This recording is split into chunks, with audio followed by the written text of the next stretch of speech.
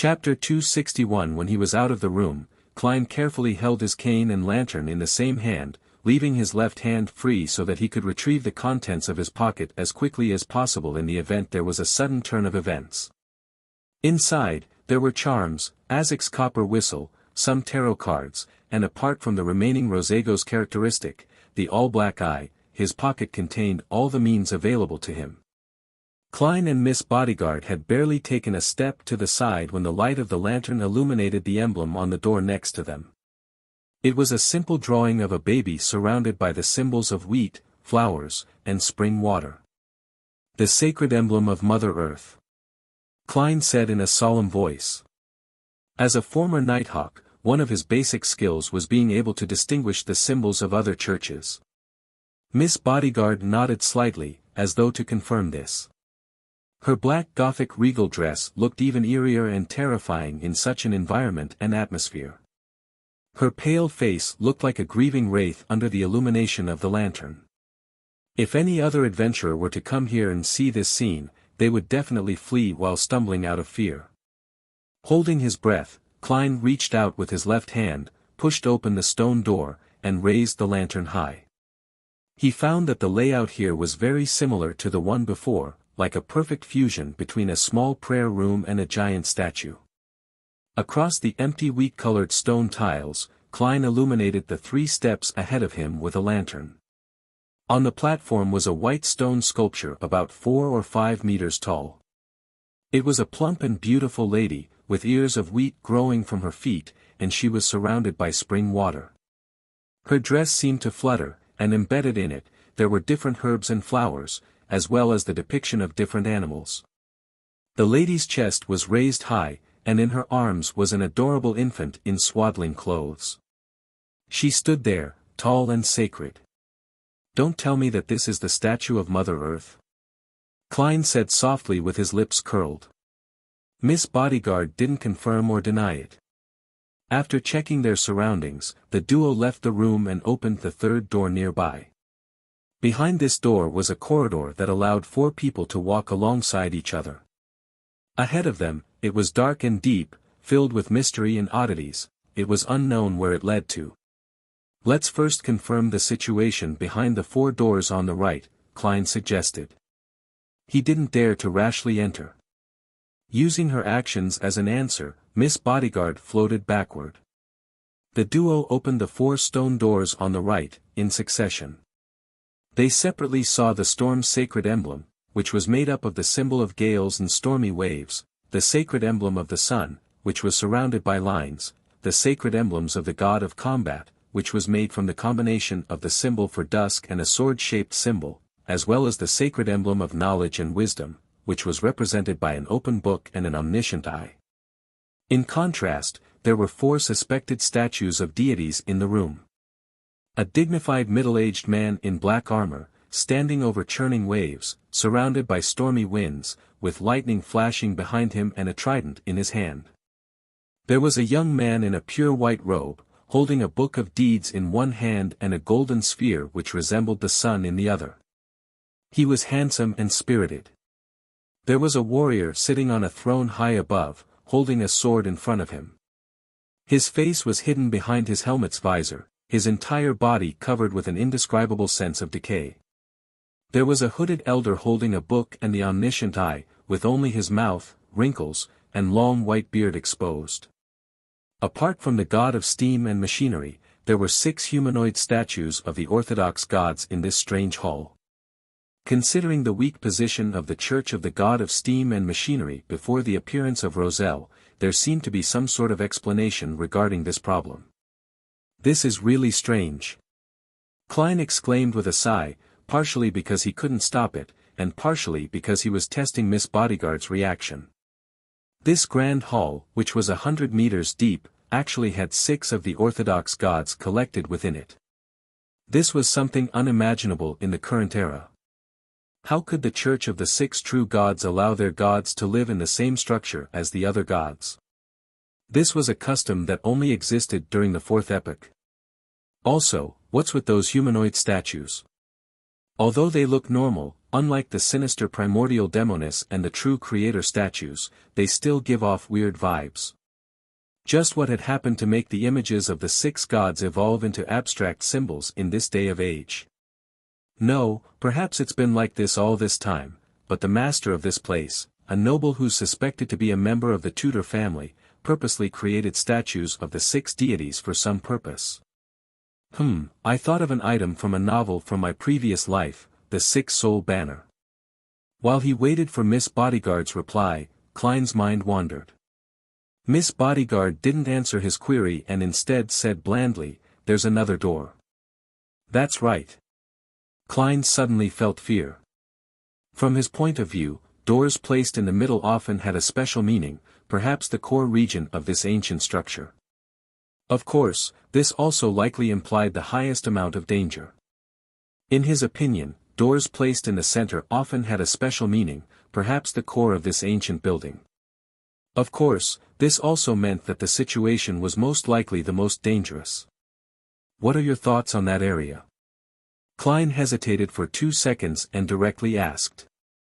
Under the situation of not being able to use the gray fog to eliminate any interference, he felt that Miss Bodyguard's spiritual perception and spiritual instincts were more reliable than his divination means at present. After all, she was in a very special state, close to that of a spiritual body, allowing her to communicate with the spirit world without any obstruction to gain revelations. Miss Bodyguard closed her eyes and replied a few seconds later, "Very dangerous. But the danger is subdued. Once you venture deeper, don't touch anything." Subdued danger. Is this equivalent to having something sealed inside? As Klein guessed, he and Miss Bodyguard walked to the central stone door and stepped onto the dark floor. The light of the lantern seemed to dim a little as though it found it difficult to drive out the darkness ahead. Klein had his left hand in his pocket, holding Azek's copper whistle and a few charms. After about 30 steps, Miss Bodyguard suddenly stopped. Klein raised the lantern in his right hand and saw that the road ahead was blocked by boulders and dirt. On the left and right were 2 stone doors in the same shape as the ones in the main hall. The right side was ajar and filled with mud and stone. Perhaps this ancient structure was above ground back then, but for some reason, it eventually sank and collapsed, Klein mumbled. There's only one direction we can choose from. Before he could finish his words, he saw Miss Bodyguard float ahead, stick to the huge rock, fuse into it, and disappear. Klein's mouth twitched, and he began to patiently wait. After a few minutes, Miss Bodyguard came out from the mud on the right, her body completely free of dust. It's completely collapsed, she concluded flatly. For a moment Klein was speechless and could only smile. Following that, the two of them simultaneously looked to the left where the ajar stone door was. There was a tiny crack. Klein went closer and carefully looked through the 3-centimeter gap. His spirit vision, which had originally been blocked by the stone door, immediately discovered something. There were at least 4 bright and powerful spiritual lights inside, 2 that were close to dark gold in color, and 2 that were dark blue like the sea. After using his spirit vision, narrow scene appeared in Klein's normal vision. The firelight that entered the room illuminated the black stone tiles. On top of the tiles were piles of bones covered with rotten clothing, and a few of them emitted dark gold and dark blue light. Condensed beyond their characteristics. Mystical items. As these thoughts flashed through his mind, Klein swept his gaze to the ends of the room. Along the dark wall stood a bifold door. A bloody pair of bifold doors. There seemed to remnants of fresh blood on the door. They continued sliding down as they reflected the light. Klein had wanted to let Miss Bodyguard scout the way ahead when he suddenly felt a change in Azek's copper whistle that he was holding in his hand. The originally cold and mild whistle suddenly became bone-piercing. It was a profound feeling of death. This. Klein narrowed his eyes and instinctively took a step back. Then, he noticed that his right forearm was numb and itchy and that it was beginning to swell. A scene flashed through his mind as he immediately took out a tarot card with his left hand and slashed across his arm. What surged out from his wound wasn't blood, but tiny black squirming worms. Sizzle. When these worms fell to the ground, they eroded into smoke. They struggled and huddled, but in the end, they melted under the glow of the lanterns. After a few seconds, all the black worms in Klein's wound finally flowed out, leaving only crimson liquid. He wriggled his muscles to control the small wound and prevented the blood from flowing further. Miss Bodyguard watched this scene quietly, her pretty eyebrows creasing into a rarely seen frown. Klein was just about to speak when he discovered the coldness and deadliness of Isaac's copper whistle hadn't abated. At the same time, his gaze landed on Miss Bodyguard's shadow. She never had a shadow to begin with. "Run!" Klein shouted and immediately ran towards the hall. Miss Bodyguard quickly floated up, and the two of them saw the lantern light in front of them gradually being swallowed up by a black shadow. Tap! Tap! Tap! Klein ran like a hurricane as fast as he could while the light around him faded away. Tap! Tap! Tap! The shadow grew bigger and bigger, closer and closer, thicker and thicker. The light from the flame was about to be completely engulfed, and at that moment, the door was still a few meters away. At that moment, Klein instinctively rushed forward and then rolled across the stone door. The light from the fire suddenly brightened, and the uneasiness in his heart instantly disappeared. Isaac's copper whistle also returned to its mild and cold state. Miss Bodyguard floated beside him as she turned around and looked at the passageway which had once again sunk into darkness. She said with an uncertain tone, "Evil spirit, evil spirit." Klein almost drew a deep breath when he heard that. Fortunately, as a clown, he was good at controlling his expression and reactions. In the field of mysticism, evil spirits were extremely terrifying monsters. The best of them could even be said to be on the same level as high-sequence beyonders. An evil spirit is wandering within this ancient structure. For some reason, it's bound or imprisoned within that room. If it was an evil spirit, that explains why Mr. Isaac's copper whistle responded. An evil spirit can be considered as an undead creature. Klein stood up and also looked at the path which was now submerged in darkness. He felt as if there was a pair of cold eyes staring at him. Chapter 262, 262 In the cold and gloomy hall, Klein suddenly shivered. He retracted his gaze and said to Miss Bodyguard, "Let's return." From the way Isaac's copper whistle reacted, it's likely that the room contains a terrifying evil spirit. Its danger level is highly likely to be above that of Nimblewright Master Rosago and Rear Admiral Hurricane Kalangos. It's been roaming these confines for centuries to thousands of years. Perhaps it's already equivalent to a high-sequence beyonder. If it wasn't for its experiencing difficulties in letting its powers escape the room, I would already be dead. Even if Miss Bodyguard is a powerful sequence 5, there's no hope of us turning the tides of battle with our powers combined. One needs to be aware of one's strength. I cannot be enticed by the suspected beyonder characteristics and mystical items left in there. Greed often leads to death. Klein silently came up with a reason to convince himself. Miss Bodyguard turned her head to look at him. Without much emotion in her eyes, she asked, "What happens next?" "Next?" Klein silently gritted his teeth and said with deliberation, "Let Millet Carter get the police. Who knows when this evil spirit will escape? It's best to finish it as soon as possible." "No, that won't work. Mr. Carter doesn't know enough. By informing the police this way, the police department won't pay enough attention to it. The first batch of people who come to explore this place will suffer heavy casualties, and they might even indirectly help the evil spirit escape from its restraints. Also, for me to see these statues, a detective like me might be silenced." Did you see the bones and spiritual light in the room?" Miss Bodyguard once again cast her gaze towards the dark path behind the ajar stone door, and very slightly nodded her head. Klein thought quickly and said, "My guess is that these are the corpses of the explorers from before." They were killed by the evil spirit in that room, and one of the Beyonders left behind some mystical items. This might have had something to do with the Viscount family that lived beyond this premises. I plan to inquire about their last names, go to the library, and look for information about their descendants. Perhaps, I might gain some valuable clues. After coming to a preliminary confirmation of the situation, I'll make a choice based on the severity of the situation. I might get some explosives, destroy the door, or send an anonymous letter to the police, detailing the existence of the evil spirit. However, I'll have to think of a way to avoid the risk ahead of time. This isn't too urgent. I can take my time.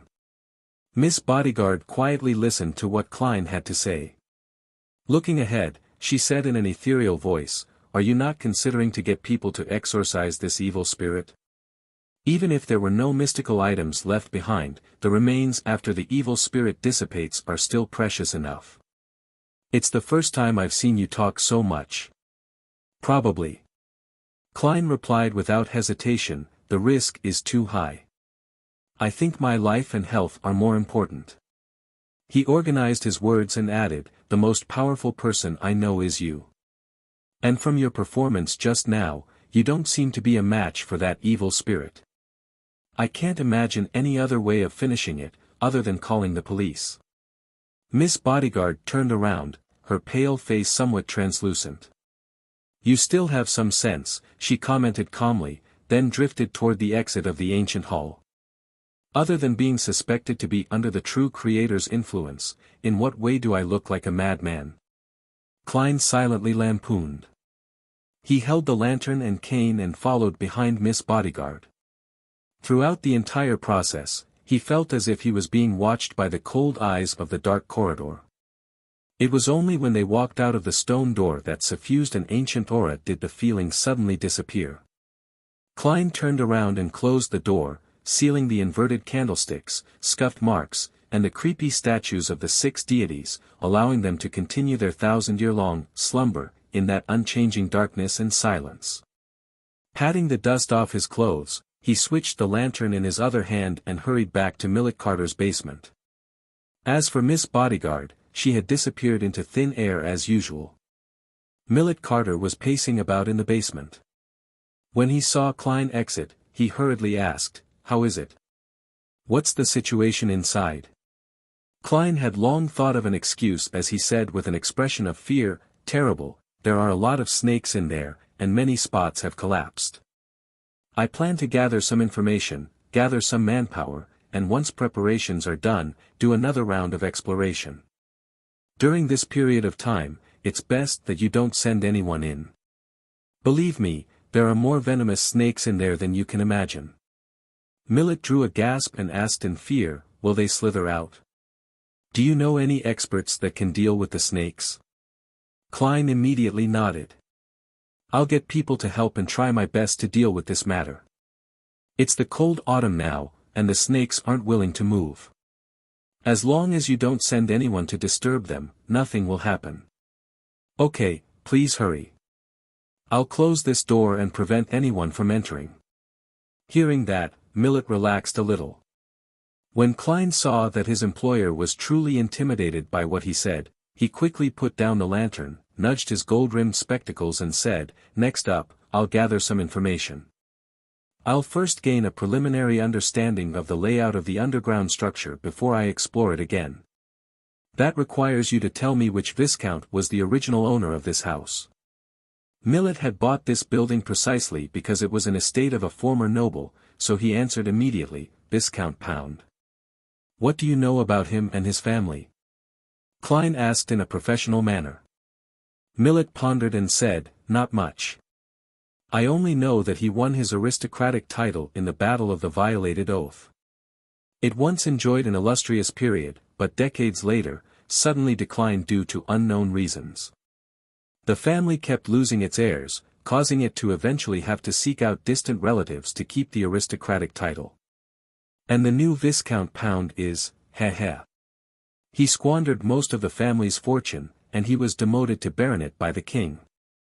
He's probably still in Backlund and can go bankrupt at any moment. Battle of the Violated Oath. The Battle of the Violated Oath that began in 738 during the Fifth Epoch. Having successfully graduated as a history student, Klein instinctively recalled the corresponding knowledge. The war that happened about 6 centuries ago was a war involving religion.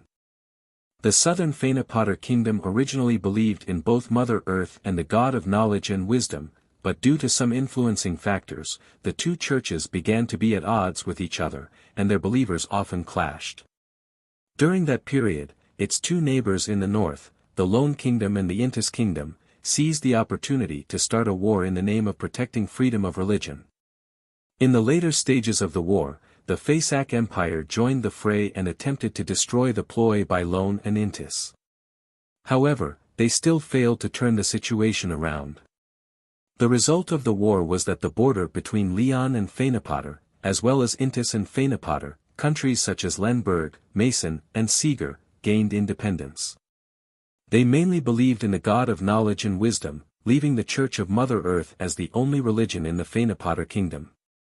The conflict that lasted 5 years was called the Battle of the Violated Oath because both sides of the war accused their adversaries of violating the Holy Oath at the end of the Fourth Epoch. After that, there was more than 300 years of peace in the northern continent. This didn't mean that there was no conflict between nations, but rather, there were no wars on that scale again. It lasted until Roselle invented the steam engine and improved the sailboats and artillery. This is the information recorded in the history textbooks. Thinking about it now, since it involved faith, there must have been some Beyonders from the church involved. There must have been an intense Beyonder war. However, it said that that era was a period with few Beyonders. Squadron battles. Could the Pound family's sudden waning and continuous loss of heirs, which happened decades ago, have something to do with the discovery of the ancient structure underground? Klein thoughtfully asked, "Do you know where Baronet Pound currently lives?" "I'm sorry, I don't know." Millet shook his head slightly. Klein asked a few more questions, but seeing that he couldn't get any more information, he bade farewell and returned to 15, Minsk Street. It was almost 5 in the afternoon and the sky was as dark as the night. Klein thought that the public libraries would have been closed by then, so he temporarily put aside the underground structure and prepared dinner for himself. He had wanted to learn to make Fanapotter noodles based on a recipe in the newspapers, but he ended up with noodles mixed in meat, sauce, and vegetables. To his surprise, it tasted pretty good. After having had his fill, Klein tossed a coin casually, divining if he should inform the police. He received a negative answer. The Backlund evening was as serene as other cities, at least in Sherwood Borough. Klein was sleeping soundly, wandering through different dreams in an adrift manner when he suddenly realized, with a jolt, that he was dreaming. Someone is invading my dreams. Klein resisted the urge to frown and pretended to look around in confusion. He found himself in a scorching yellow desert.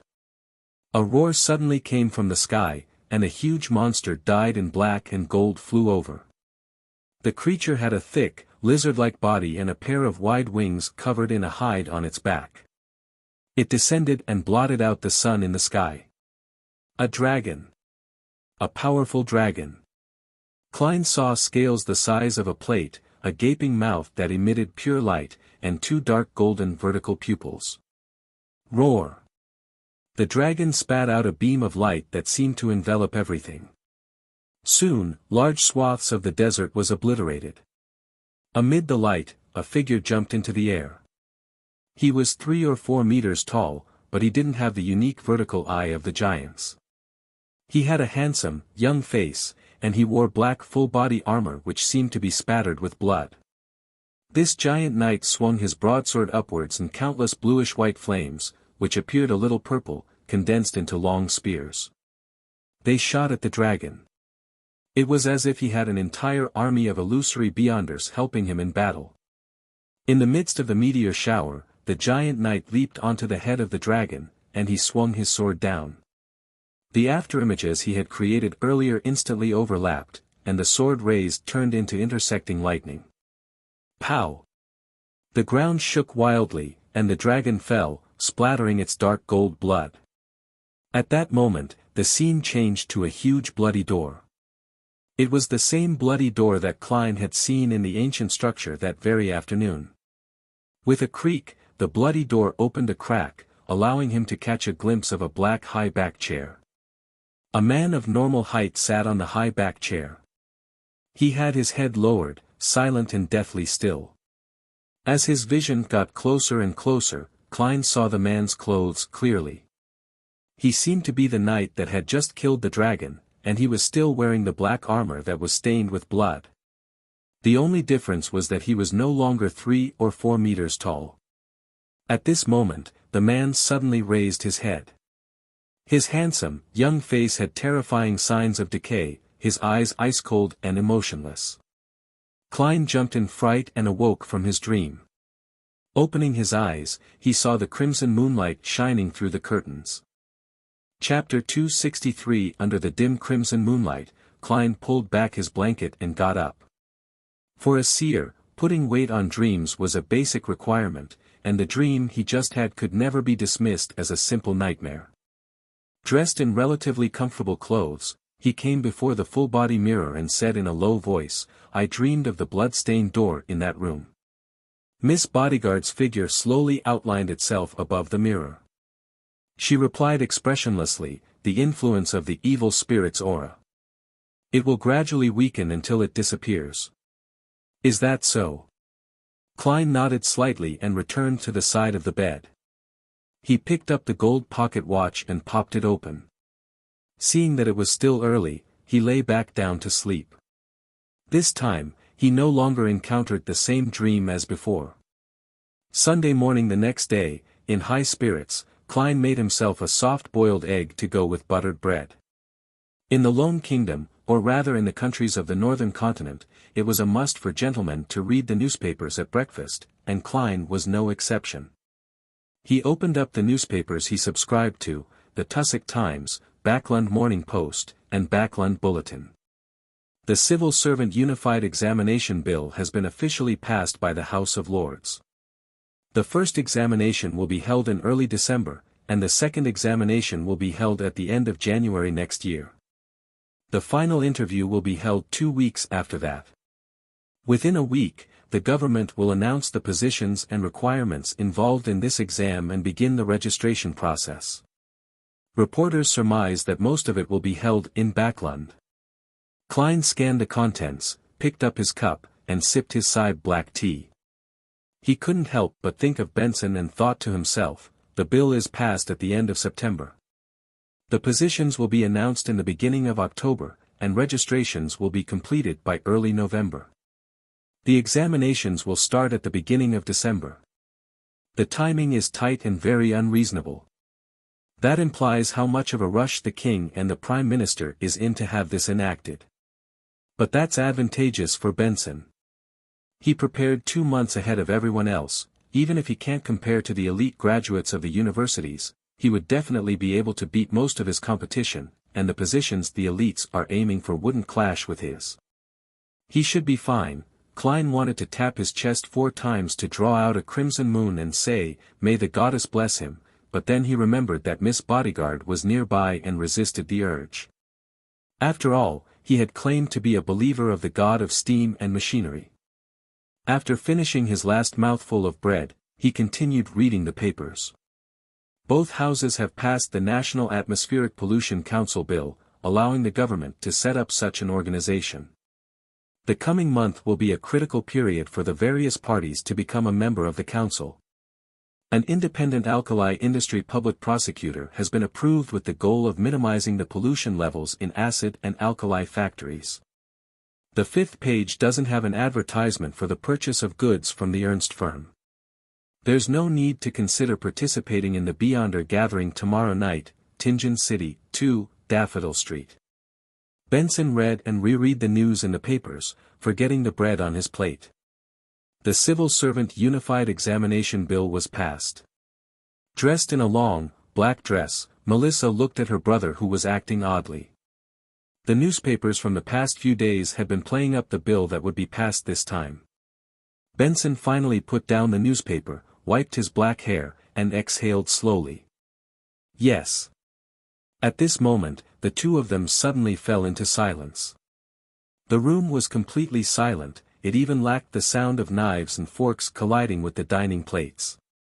The indescribable atmosphere was broken by Bella, the maid who came out of the kitchen. Benson smiled and said, "This is foreseeable. Actually, the most important thing is the previous piece of news." "Oh." Melissa's expression was unusually quiet. Benson took a bite of his bread and smiled. "The news that the Backland Polytechnic will be restructured into a university. It'll formally accept students next year. It won't need tests on grammar and classical literature, but will instead focus on the technical aspects. It's very suitable for graduates and students of technical schools everywhere. Melissa, I think you can try." "But," Melissa subconsciously retorted. Benson interrupted her with a smile. "Its tuition will be half as cheap as the Tingen, Perth, Gboy, and Backland and the other universities. It's equivalent to the Constant Industry University in Mid-Seashire, and there will be even more opportunities for scholarships. Melissa, don't you like machinery, steam, and this stuff? This is the best opportunity for you to have access to much advanced and deeper knowledge. Give it a try, how about it? Don't worry about wasting money. Although that money can allow us to maintain our present lives without working, we're still young. We must not define our lives like this. As you can see, compared to a few months ago, my grammar has improved a lot. It might be better if we change environments. I know you can't bear to part with Tingen and this place. Well, we'll come back eventually, but not when we're young." Melissa looked at the various components on the tea table as her lips moved a few times and she said, "What about Bella?" After Klein's death, she didn't want to hire any more maidservants, but when she thought of how tragic Bella's life would be after she lost her job, she gave up on the idea.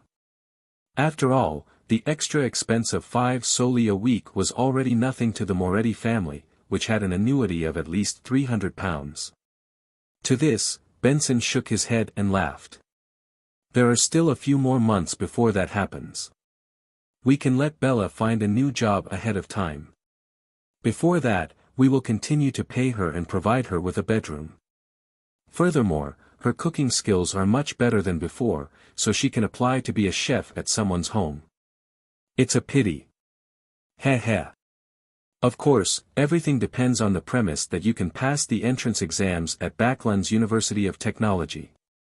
He had wanted to say that it was a pity that Bella didn't have much time to learn how to cook, but after looking at Melissa's gloomy expression, he forcefully changed the topic.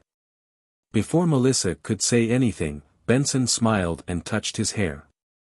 "I'm planning on resigning tomorrow and will focus on preparing for the exam. Most of the positions are said to be in Backland. That's my goal. I hope we can go there together." Melissa was silent for a moment before she slowly nodded her head. At the same time, she put down her fork and knife, wiped her mouth with a napkin, and said, "I'm going to the bathroom." "All right." Benson watched his sister leave the dining table, and the smile that had been plastered over his face rapidly vanished. He took out the silver pocket watch with the vine-leaf patterns, took a close look at it, and sighed very quietly. During the whole of Sunday, Klein busied himself with the public libraries in the Sherwood borough in search of information related to Viscount Pound, but the Viscount's family didn't have a single biography, nor did it arouse the interest of any historian to conduct a special study. They were scattered across the annals of history, and Klein, who had no search function to use, felt a throbbing pain in his head as he faced the vast collection of books and essays. He spent 6 hours browsing through a lot of information, but failed to find any useful information. "I have to find someone who has a deep knowledge of the history of the nobility. Or I have to bribe someone in the police department to get the address of Baronet Pound. He's an aristocrat, and the police department must have a corresponding record, and there aren't many aristocrats." When Klein got home, he stood in front of the mirror and talked to the air. The surface of the mirror quickly outlined Miss Bodyguard's Gothic regal dress and the black bonnet on her head. She nodded slightly, as if agreeing with Klein. She then suddenly spoke out in a dreamy voice, "The employment period is over. I know, the 3 days are up." Klein thought for a moment and asked, "If I can obtain some clues about the Pound family, would you like to know?" Miss Bodyguard didn't answer but gave a slight nod. Through Marek?" Klein asked. After nodding her head again, Miss Bodyguard bent down, lifted up her skirt, and bowed. Her figure quickly disappeared, and the reflection in the mirror was no longer anything special. Klein looked around and didn't relax as a result of that. He proceeded systematically to prepare dinner and fill his stomach. He waited until it was late in the night before returning to his bedroom and drew back the curtains. Then, he took out the iron cigarette case and reached out to touch Rosego's all-black eye. A series of illusory roars immediately rampaged through his mind, seeming to tear apart his mind and destroy his thoughts. With great difficulty, Klein resisted the pain which was making his head explode. Once again, he saw the black threads spreading out from different parts of his body. They were densely packed and illusory, reaching out endlessly. He quickly released his grip to escape from the negative influence. After nearly a minute, everything returned to normal. Phew, I can finally go up to the gray fog and verify the spiritual perception I had before. Klein silently said to himself as he quickly set up the ritual, summoned himself, and responded to himself. Then, in his spirit form, he carried Azek's copper whistle, picked up the iron cigarette case, and returned above the gray fog. Klein sat at seat of honor at the ancient long table, using his fingers to create spiritual flames and burning the blood-stained documents in the corner and any other items that were no longer needed. When he was done, he opened the iron cigarette case and was surprised to find that the all-black eye had become silent, no longer showing any signs of madness, but that corruptive influence was still settling within. It just wasn't active, as if it was in hibernation. As expected, it's impossible to separate them directly. Klein muttered. Following that, on the other side of the ancient table, a man in a hooded robe appeared. Just like his previous attempt to create a clone, this man was stiff and lifeless. It was obvious that he wasn't someone real at a glance. There was no way he could deceive the members of the Tarot Club. However, Klein already had an idea regarding this. He extended his hand and held the all-black eye. There was silence in his ears, and there were no longer any terrifying howls. Using the amassed beyonder characteristic, he could see that there were also black threads floating out from the fake body opposite him. Soon after, Klein carefully let his spirituality spread out through the all-black eye, touching a few of the illusory threads.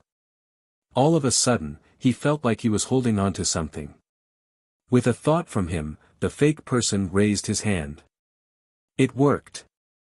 I can use the ability of the Nimblewright Master to create a fake Tarot Club member. However, this is draining on me. I'm unable to maintain a second one. The symbol on the back of the chair won't change accordingly, but it's not like Miss Justice and the rest can see it. Klein happily practiced, over and over again, even learning how to manipulate his clone's throat and mouth to let him speak. When his spirituality was almost exhausted, he smiled and said to the fake person in front of him, "Welcome, new member.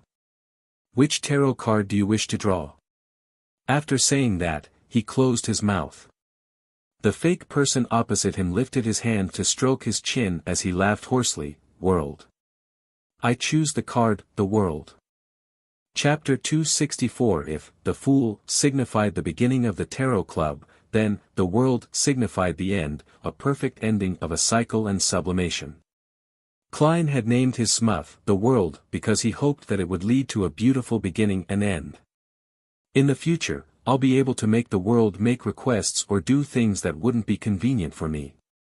This will greatly reduce the possibility that my image as Mr. Fool will collapse. With an no, a smuff truly is what makes life complete. Klein sighed in relief and waved the world away. Following that, he spread out his spirituality, wrapped himself, and stimulated a descent into the gray fog and returned to the real world. He had left Rosego's all-black eye above the grey fog. After all, he couldn't usually use the item anyway, and he had to constantly worry about having it discovered by others or losing it. After putting away the summoning ritual materials, Klein looked up towards the crimson moonlight that passed through the curtains, filled with anticipation for tomorrow's gathering. When it came to understanding the aristocracy, he believed that Miss Justice would definitely surpass 99% of the people of Leon. And with his smuff, the world, he could directly ask her about the Pound family without worrying about affecting his image as of the fool. Of course, this had to be done in a more tactful manner. After all, Detective Sherlock Moriarty was also looking for information on the Pound family, and only with enough information would he be able to perform a divination above the grey fog. Phew. Klein thought hard for a while before he relaxed and fell asleep. After entering the grey fog, it was as though the remnants of the evil spirit's aura had completely disappeared. Klein slept until dawn, but he didn't see the sun because of the thin fog outside. He continued as planned, heading to the rest of the public libraries in Backlund, but he no longer queried the librarians nor did he mention the Pound family. He only leafed through the materials concerning the nobility by himself. At 3:20 in the afternoon, Klein entered the mysterious space above the grey fog ahead of time. Inside the vast and ancient palace, he sat down at the seat belonging to the fool. He conjured the fake world on the opposite side of the mottled bronze table as he familiarized himself with operating the world. After a few minutes, Klein took out his pocket watch and glanced at it, sending a message to the crimson star that symbolized the sun to prepare for the gathering. While he waited, he played with the all-black eye and fitted it with a silver chain. Then, he wound it around his right wrist and covered it with his sleeve.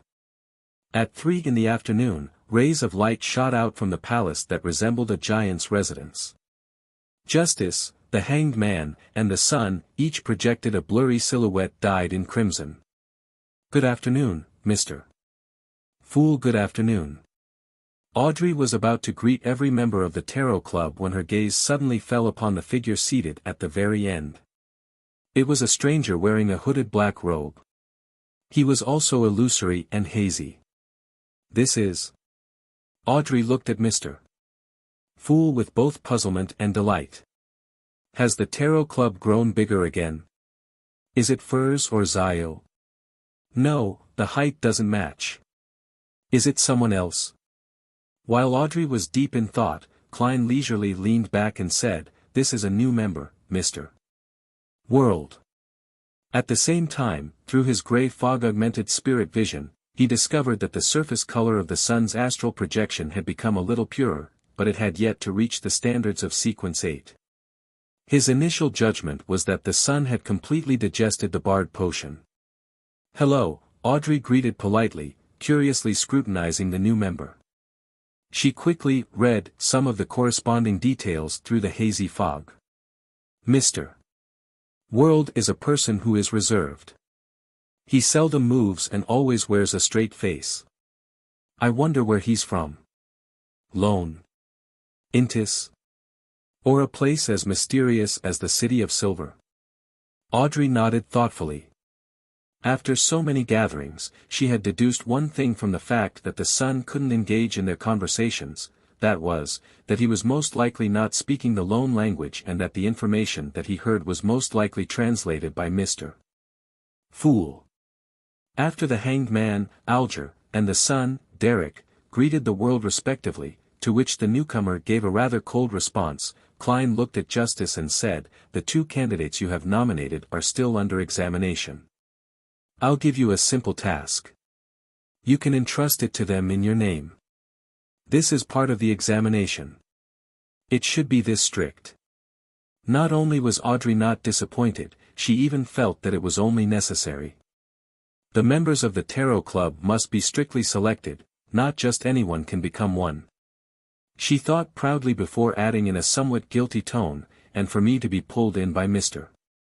Fool at the very beginning shows that I was lucky, and luck is a unique quality as well." "All right, please issue the mission," Audrey gave an affirmative answer. Klein stretched out his right hand and placed it on the table, showing a picture of Lenivis and his dressing. Investigate the man in the painting. He's in Backlund. Klein had the portrait appear in front of Miss Justice. Audrey looked over and saw a young man with neatly combed black hair and round glasses. He had a full forehead. It was a colored oil painting, with taunting brown eyes that seemed abnormally protruded, and at the bottom were the words, formerly known alias, Lenivis, and other information. It's a simple mission, which means that the target isn't strong. However, there must be something special about him that makes Mr. Fool aware of his existence. Although it's a simple mission, there might be a deeper purpose behind it. For someone as powerful as him, it shouldn't just be a test. Audrey momentarily allowed her to throng her mind. Only after a few seconds did she say, "I'll entrust it to them." The two ladies seemed to have many connections in Backlund which would serve to help in finding Lenivis. After confirming the matters pertaining to his revenge, Klein fell silent, and he deliberately allowed his smuff to take center stage. The world surveyed the area and spoke with a hoarse voice, "Mr. Fool told me that I can issue missions and gather ingredients here, is that so?" "Yes," Audrey elegantly nodded and said. "However, you need to wait patiently. What's going to happen next is Mr. Fool's reading time. I completed my mission to assassinate Intis Ambassador Bakerland, but I didn't even mention it to occupy this period of time," she thought, raising her chin slightly. "Miss Justice, you really have a great sense of mastership. I'll have to pay the price of knowledge later so that the assassination of Bakerland can truly come to an end." Klein looked away, amused, and looked over at the hanged man. Alger Wilson didn't speak blindly because of the appearance of a new member. He remained silent and observed in secret. At this moment, when he saw Mr. Fool looking at him, he quickly and humbly bowed and said, "This time, there are still 6 pages. The final page will be given to you next time." "Sure." Klein nodded. The hanged man quickly focused his mind, recalled the contents, and expressed them with his mind. He quickly finished writing 6 pages of the diary and saw them suddenly vanish and appear in Klein's hands. Klein looked down and swept through the contents of the first page, February 9th. "I have a 3rd child. I named him Bornova. My eldest daughter, Bernadette, was lucky. Her mother and I were just low-sequence Beyonders back then. She is free to choose the path she wants to take. My eldest son, Seal, is the most unfortunate. He inherited a minute amount of Beyonder characteristics, but he has to follow my path. Perhaps, he could make changes at sequence 4, but attaining high sequences are never easy. My second son, Bornova, was born between Bernadette and Seal. I have his characteristics equivalent to a sequence 5 Beyonder. This has reduced the burden on me, allowing me to digest my potion even faster, accelerating my advancement. And when he was just born, he was already showing various traits of an astromancer. Zeradol came to congratulate me in secret and praised Bornova as a lovely angel. I asked this master of divination what he would accomplish in the future. He only smiled and didn't answer me. When I asked him about Seal's future, he finally said that death is an inevitable ending, but that might be a good thing. Seriously, a seer's words are always so vague that it makes one want to pry their mouths open. When I finally asked about Bernadette's future, he suddenly became very serious. He said she would hate me, detest me, turn her back on me, and she would become an important figure in the mysterious world. Sometimes, you really shouldn't ask about the result of a divination. I find it hard to believe that my adorable and kind Bernadette, who cares for her brother, adores her father, and pampers her mother, would hate me and betray me. Why would that happen? What excessive act did I do? Maybe she'll have someone she loves but I'm not satisfied with. Some punk that I'll end up killing. No, Zeradol isn't a soothsayer, and the divination he receives might be wrong. Forget it, Roselle. I think I smell the scent of some contrived family melodrama. After reading the first page of the diary, Klein couldn't help but lampoon silently. At the same time, he naturally recalled what Zeradal had told him about the future of Bernadette, an important figure in the mysterious world. Was this referring to the world of the Beyonders? What level would someone be deemed an important figure? Klein turned the pages thoughtfully. May 22nd. Florin of the Sauron family actually wants me to be his subordinate. Do I look like someone who would be a lackey? His attitude is simply unacceptable. I swear that I'll one day make him pay the price for his arrogance today. However, some of the things he mentioned are very interesting and worth pondering over. Chapter 265 Florin said that the history of the Sauron family exceeds 2,000 years, making it longer than even the Church of the God of Craftsmanship's history. They witnessed all the cooperation and strife, light and darkness, in the fourth epoch, and they have survived until this very day. Other than the Augustus family of Lone, the Einhorn family of Faisac, and the Castilla family of Fainapotter, the other powerful families that have been deemed their equal, such as the Antigonus family and the Zeradal family, have been relegated as vestiges of history, or have turned to nothing but rats in the sewers, hiding from the public as shady existences. He said that making me his subordinate, a subordinate of the ancient and glorious Sauron family, is a gift to me. Back then, I wanted to F***k all 8 generations of his ancestors. However, for the Sauron family to have a history exceeding 2,000 years is indeed surprising. The fourth epoch is known as the Epoch of the Gods. Be it the 7 orthodox deities of the present times, or Death, Primordial Demonis, Dark Side of the Universe, and the True Creator, they all remained active in the real world. Legend had it that they frequently did miracles. For the Sauron family to last to this day and enjoy its current high standing, it's definitely not an easy matter. Their long history has given them far more than just arrogance. They must be hiding many secrets, and perhaps even extremely terrifying sealed artifacts. They are truly a colossus that stands tall above the earth, one that people can't look straight at. Upon reading this, Klein had a lot of ideas. For Roselle to be able to overthrow the rule of the Sauron family, he must have experienced a horrifying and heart-stirring struggle. Even if the Sauron family didn't have a Grade 0 sealed artifacts, they definitely had no lack of Grade 1 sealed artifacts.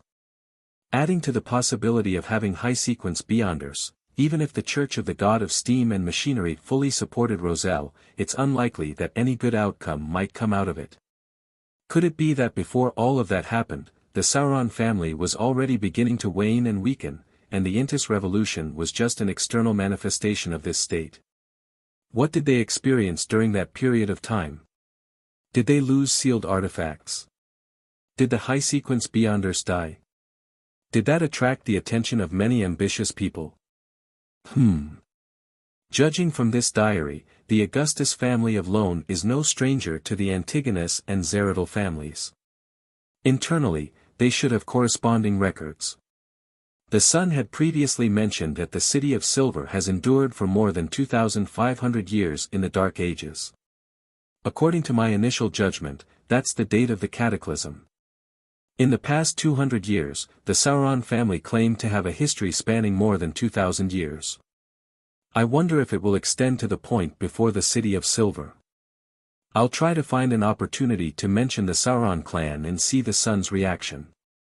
If the Sun still has a look of stupefaction, it would indirectly mean that the Sauron family only rose up after the Cataclysm. Perhaps they had benefited greatly from the Cataclysm to become nobles in the fourth epoch, and royalty in the fifth epoch. Well, even if the Sun doesn't know, it doesn't prove it completely.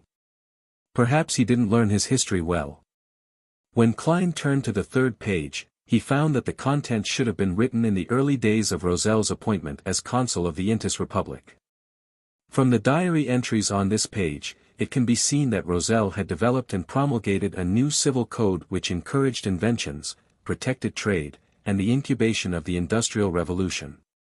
It wasn't him merely satisfying his own warped humor of acting as this world's Napoleon and his ambition to change the world. What he did allowed him to reconcile with the Church of the Eternal Blazing Sun. The Eternal Blazing Sun was also the god of deeds, the guardian of businesses. The closer to the times the civil code was and the more prosperous trade was made it more in line with the needs of the church. Judging from this part of the diary, the relationship between Roselle and the Church of the Eternal Blazing Sun was gradually thawing and beginning to improve. When he brazenly claimed the title of emperor more than 10 years later and called himself Caesar, it's likely that he obtained the simultaneous endorsement of the two churches. Otherwise, it would have been too risky. Then, what resulted in his assassination?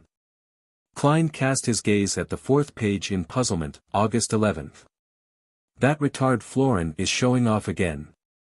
He said that he's the most promising member of the Sauron family generation to become a high-sequence Beyonder because he's very similar to his great-great-grandfather. Is there any necessary connection? I looked him up and down, left and right, but I couldn't find any sign of talent. Moreover, in the field of Beyonders, is talent important? Well, figuring out the essence to acting can be a core element of talent, but that's not necessary. As long as one knows the acting method and not be stupid enough to misunderstand the meaning, or avoid doing things that easily result in a loss of control, then one has a chance to completely digest the potions. Which is to say, just a bit more time and effort needs to be spent. In one's lifetime, it's not impossible to become a high-sequence Beyonder. The main obstacle to becoming a high-sequence Beyonder is the difficulty of obtaining Beyonder ingredients and the difficulty of corresponding rituals. Of course, I have to admit that those born as Beyonders have more time to prepare. Was Florin's great-great-grandfather a high-sequence Beyonder? Does looking like him imply talent? It can be seen that at the time of writing this diary entry, Roselle was still very young and that he wasn't aware of the two laws of Beyonder characteristics: indestructibility and conservation. Klein nodded indiscernibly. With his current knowledge, he could probably understand the hidden meaning behind Florin Sauron's words. A high-sequence Beyonder's Beyonder characteristic remains contained a spirit mark. This was also one of the reasons why it was easy for people to lose control when concocting potions with this ingredient. And people who resembled the original owner could avoid this negative influence to the greatest extent. Their chances of success were higher than the average person, so they were considered gifted. How holy artifacts recognized their masters probably shared the same conditions. This achieves the same goal via different approaches as the acting method, but it can't be popularized. Once the advancement is successful, one would still have to do the acting method required of the potion to completely digest its characteristics. While in deep thought, Klein glanced at the two diary entries at the back of the page and discovered how much Emperor Roselle enjoyed the liberalness in Intis, but he was worried that his future wife would be equally liberal. With the paper making some noise, Klein placed the fifth page at the top. April 20th. I participated in that ancient organization's secret gathering once again. Those members still leave me shaking. It's hard to believe that they're actually all members of this organization. This time, I learned some of the ancient organization's philosophy. They believe that people will always lose some of their individuality bit by bit until they sleep. Hence, by trying hard to observe and remember oneself, one can use the various types of information to achieve the purification needed to face the final end of days. They've kept and passed down secrets for thousands or even tens of thousands of years. They believe that dusk is inevitable, and that doomsday cannot be avoided. They believe in the original creator and believe that he is not truly dead.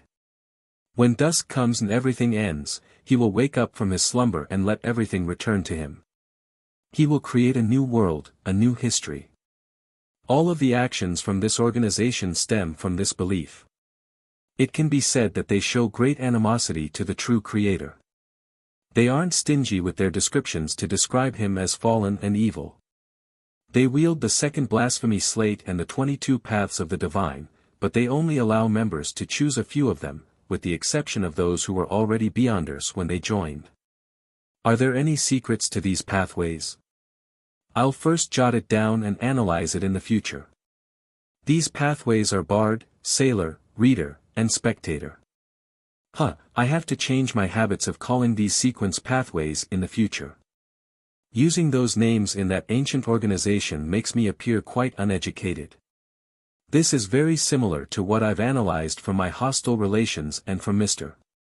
A's request, with it being very similar to how the bard, sailor, reader, and secret suppliant pathways can be exchanged at sequence 4. Is manipulator a high sequence of the spectator pathway? Why do many secret organizations declare that the apocalypse would definitely befall us one day? For example, the Demonist sect, this ancient organization, and they themselves do not rely on this to proselytize. Is it a requirement for brainwashing, or would there really be a so-called dusk? Klein thought of many things, but due to a lack of information, he was unable to come to a definite answer. At the same time, he couldn't help but silently lampoon, Roselle, can't you just write down the name of that organization? Resisting the changes in his expression and body movements, Klein turned to the last page, which had relatively little content, and read January 1st. A beginning of a new year. I happened to finish my first card of blasphemy. I will hide the ultimate secret of the 22 paths of the divine in these different cards of blasphemy and scatter them across the world. If things fail, they'll be the best insurance that my children can fall back onto. I'll disrupt the order they wish to have and spread the profound mysteries of the divine. These cards of blasphemy will possess characteristics of being anti-divination and anti-prophecy.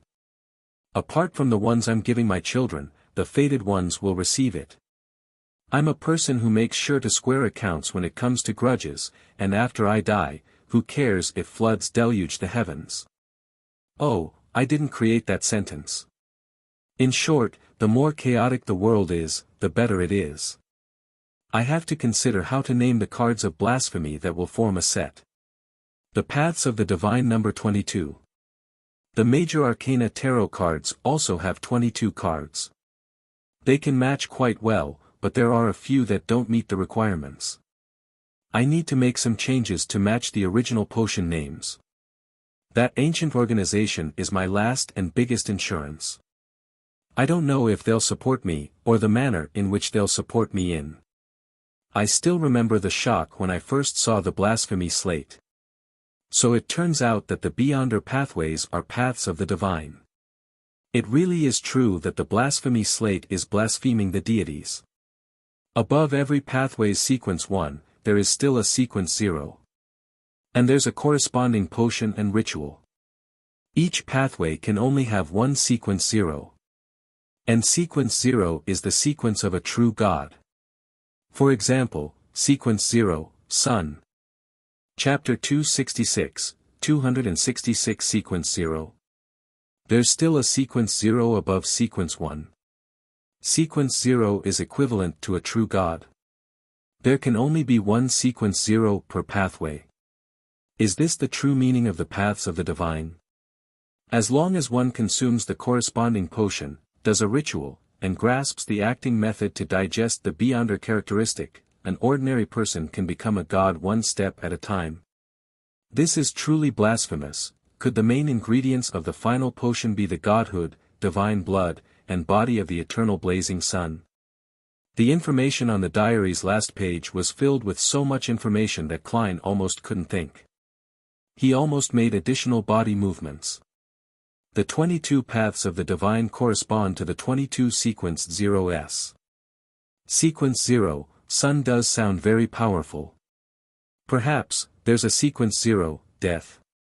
I wonder what the names corresponding to the goddess and the lord of the storms are. According to Emperor Roselle's description, some of these cards are identical to the Major Arcana Tarot cards, but some of them are different. The cards of blasphemy he created were standardized with the names of the potions. These can no longer be called potions. Could the reason that the Emperor regretted not choosing the seer, apprentice, marauder pathways be because their corresponding sequenced zeros have yet to appear? Then what was the reason for the sudden personification of the hidden sage who was symbolically a deity? What was Roselle plotting in the end? It feels like he became the enemy of everyone in the world, and that only seems possible if it was set into motion by that mysterious and ancient organization. The primordial Demonis is the name of sequence 0 for the Demonis pathway. Klein gradually found his train of thought, and he restrained the turmoil that was going through his mind. He knew that he couldn't lose himself in this matter. He had to recover as quickly as possible, otherwise, Justice and the Hanged Man would discover something amiss and find it odd. Mr. Fool has been reading that page too long. I really want to obtain one of the cards of blasphemy that Emperor Roselle created. I want to know what else there is, other than the godhood providing potion formulas and the corresponding rituals. Klein suppressed his shock and puzzlement and made Roselle's diary disappear from his hands. He rapped the corner of the bronze table and looked to the side. Miss Justice, well done. You finished Bakerland in less than a week. According to the agreement, what kind of payment do you want? Bakerland is dead. That fast? Alger had left the islands in the past few days and hadn't received the appropriate information. He was astonished for a moment, which made Audrey, who was secretly observing him, feel delighted. Even if Alger was in the capital of the Rörsted archipelago, the city of generosity, Byam, he might not have been informed in a timely fashion. After all, cable telegraph could only transmit limited information. Unless it was particularly urgent or important, there was always a delay of a few days. Sometimes, it would even take the colonists of the Rörsted archipelago a month or two to get an update on the latest situation in the northern continent. Restraining his thoughts, the Hanged Man looked at Mr. Fool in the thick fog and respectfully said with a hint of humility, I'm very sorry. I just managed to contact someone and couldn't help. This is a commission, not a help request. Don't worry about it. Klein chuckled. He turned his gaze back to Miss Justice, waiting for her to say what she wanted in return. May the goddess bless me. Please don't let Miss Justice's request be too difficult. It's best if I can repay her with knowledge. I've learned quite a lot of amazing things from Roselle's diary. Klein silently prayed to the goddess. Of course, he was very clear that with the grey fog separating them, the Evernight goddess definitely wouldn't be able to hear his prayers. Audrey's eyes darted around as she thought for a few seconds. Be honest and not greedy, Audrey, and stick to your principles. She gave a faint smile and said, No, I'm actually the one still owing you. No, I owe your adorer the bounty. Rear Admiral Kalangos's bounty was worth a total of £30,000. I should give your adorer £15,000. Killing Bakerland cost £10,000, so I still need to pay an additional £5,000.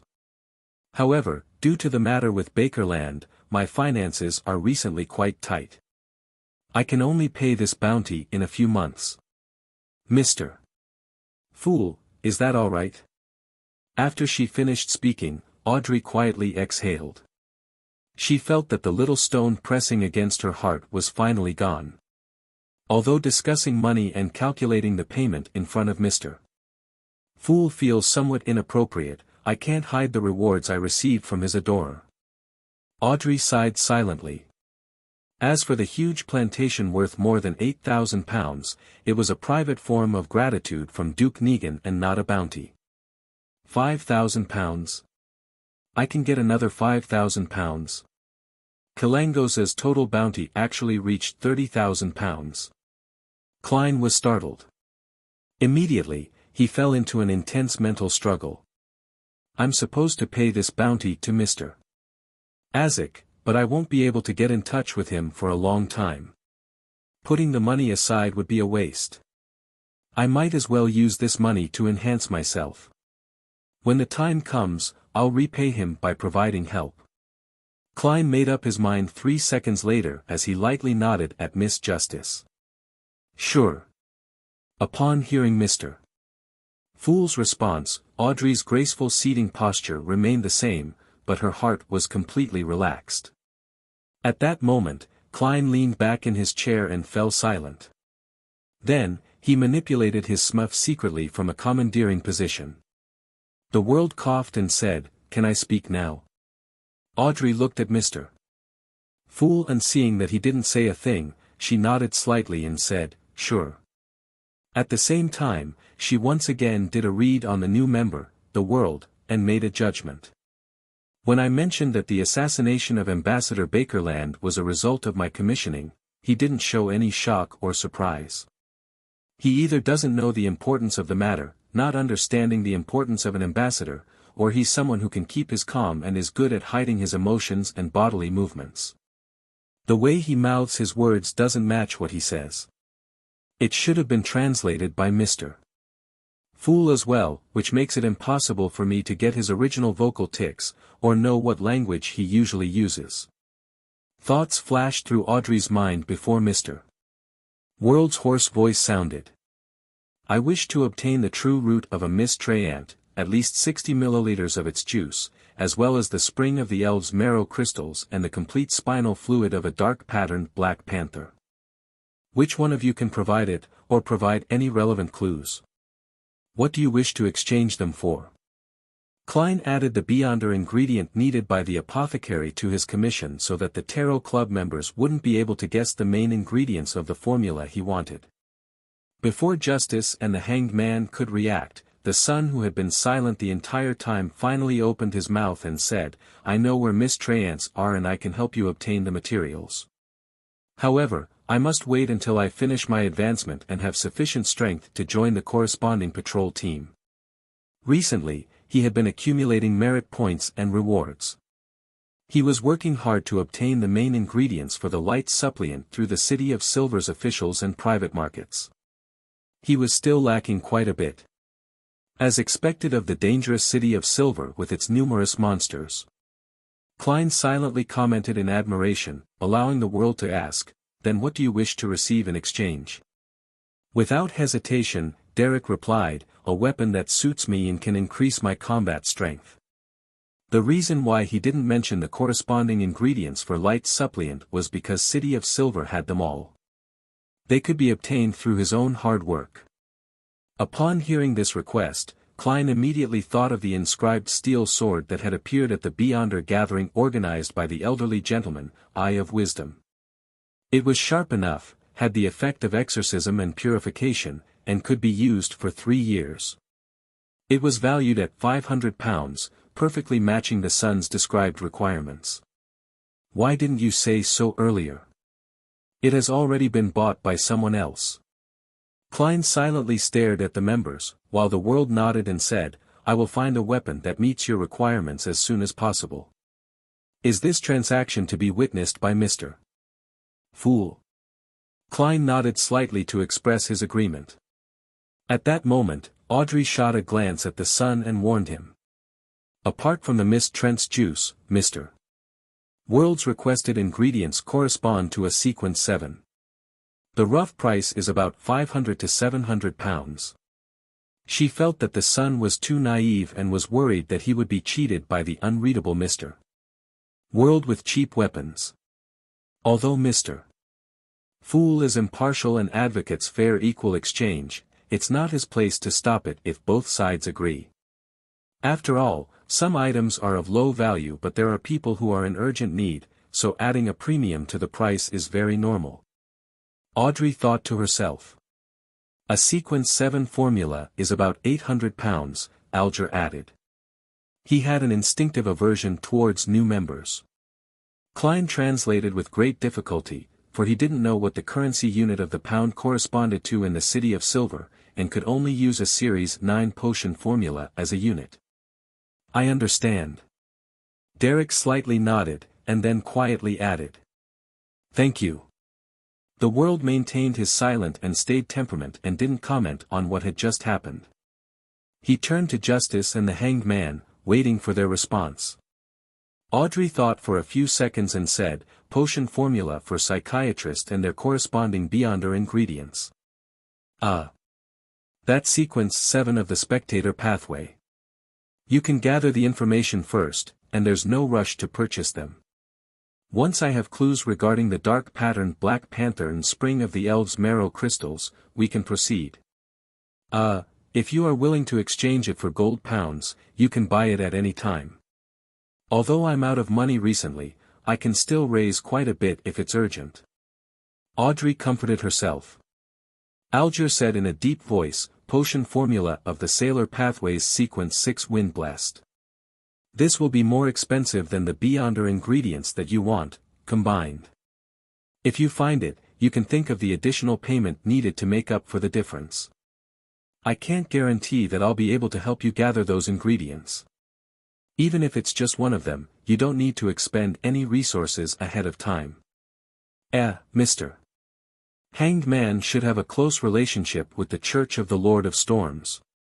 He should be able to get the wind-blessed formula normally, right? Is he trying to hide the fact that he's digesting the Seafarer potion quickly? Klein was startled. All right, the world answered in a low voice and then said, I have another request. Chapter 267. The world looked around and said, I want to get information about all the abject nobles in the Lone Kingdom, including their current addresses. The more details, the better. He didn't directly mention Baronet Pound since Detective Sherlock Moriarty was currently handling an investigation regarding an underground structure that involved the Pound family. Klein didn't want justice to figure out the world's identity through this connection. I can't ignore any details, he emphasized to himself. Audrey stared blankly upon hearing that. She once again examined the member at the end of the long bronze table and probed, What do you want to do? The world laughed with a hoarse voice. That's not something you need to worry about. I'm only searching for some things. I won't do them any harm. I can swear on this point and allow Mr. Fool to bear witness. Mr. World is really good at controlling his body language. Is his sequence the nemesis of a spectator or telepathist? Audrey thoughtfully nodded and said, I know some information about abject aristocrats, but it's not sufficiently detailed, concrete, or comprehensive. I need some time to gather all of it. It'll take 3 or 4 days, is that okay? As a noble, it was compulsory to have some knowledge about people in the same class. Audrey would always hear interesting stories when she attended various balls, banquets, and saloons, but they would all be fragmented and could hardly be considered a comprehensive body of knowledge. After all, she wasn't an expert in this field, and she still needed to fill in the details by flipping through books, asking around, and checking references to not miss any abject nobles. No problem. The world laughed deeply. Then, what payment would you like in return? The things I can pay you with right now are some secret history from the Fourth Epoch, knowledge of some Beyonder pathways, and a few formulas. But frankly, I don't think that information concerning abject nobles is worth sequence 7 or 8 potions. If you have any other requests, I can attempt to complete them. It's not of equal value to sequence 8 or 7 potion formulas, which means I'm unable to make a corresponding request for the psychiatrist formula. Audrey began to ponder seriously. During this process, she sneaked a glance at Mr. Fool, hoping for a hint, only to discover that Mr. Fool was shrouded in the gray fog and had no reaction whatsoever. He was like a god staring at the land beneath him. All right. Audrey finally made a decision and smiled. I want to hear about knowledge regarding other Beyonder pathways, but this is on the premise that I'm not aware of them. Dear Mr. Fool, can you be the judge for this? Yes, Klein answered calmly. Then, let's have a private conversation. Audrey looked at the world. At that moment, Klein rapped the table, isolating the son and the hanged man from hearing or seeing the exchange. He deliberately nodded to his smuff, indicating that they could begin their private conversation. The world looked at Miss Justice and spoke with his usual hoarse voice, Do you know anything about the Demonist sect? Audrey recalled the information she paid the hanged man Alger £1,000 for and answered briefly with caution, I know what they believe in and what era they began from, as well as the Beyonder pathways they control and the inclination of their upper echelons. The world laughed hoarsely and said, I understand. You don't know much. The Demonist sect controls the assassin pathway. The sequence 8 is instigator. That's what I know, Audrey said, partially to inform the world, and partially to show her anticipation. The world raised his hand and stroked his chin before saying, Then, do you know the corresponding sequence 7? Audrey shook her head slightly. I'll be very happy to hear it from you. The Assassin Pathways Sequence 7 is called Which, the world said simply. Which? Audrey jumped in fright at this word. She naturally made the corresponding connections in her mind. Then, if a man consumes this potion, how is he supposed to act? Wearing beautiful dresses and putting on exquisite makeup, imitating a lady's every move. She was a little disgusted, yet strangely amused as the thought came to her. No, Miss Justice. When a man consumes this potion, he will no longer be considered a male. He will become a true lady. Klein resisted the urge to chortle as he controlled the world's response. Goddess, the witch potion can change a person's sex. Audrey blurted out. This is really unbelievable. Mr. Fool didn't deny it, which means it's true. This is simply a miracle. This is the mysterious Beyonder world. This is a world filled with all sorts of inexplicable things. This is the world I long for. Why am I feeling a little excited? After calming down a little, Audrey quickly and guiltily glanced at Mr. Fool and made a tiny confession that she had actually chanted the name of the Evernight goddess in front of him. The world said in a low, hoarse voice, yes, but it can only make men become women. Women will accordingly have their charms enhanced. Whether it's their appearance or skin condition, they will become significantly improved, on the basis of their original looks. This is the reason why the upper echelons of the Demonist sect are all women. Then, what flaws does it have? Audrey suddenly felt her interest was aroused. The world answered in an unhurried manner, the requirement for their acting is to become evildoers who bring about calamity, disease, and pain. Audrey exhaled slightly and felt a little disappointed. Her mind whirled quickly, and she immediately had a new question. If, and I'm saying if, an animal consumes the witch formula without dying or losing control, would the enhancement of its charms be more suited to human tastes, or focused on charms for its own species? For example, a female cat which makes all male cats and all cat lovers become fanatical towards it. The world was momentarily unsure how to respond. After a few seconds, he said, I've never studied such matters. Before Audrey could ask further, he added, the corresponding sequence 6 for the witch pathway is pleasure, or the demoness of pleasure. The requirement for acting is to bring pleasure to both men and women, mainly in that aspect, as well as controlling or influencing them.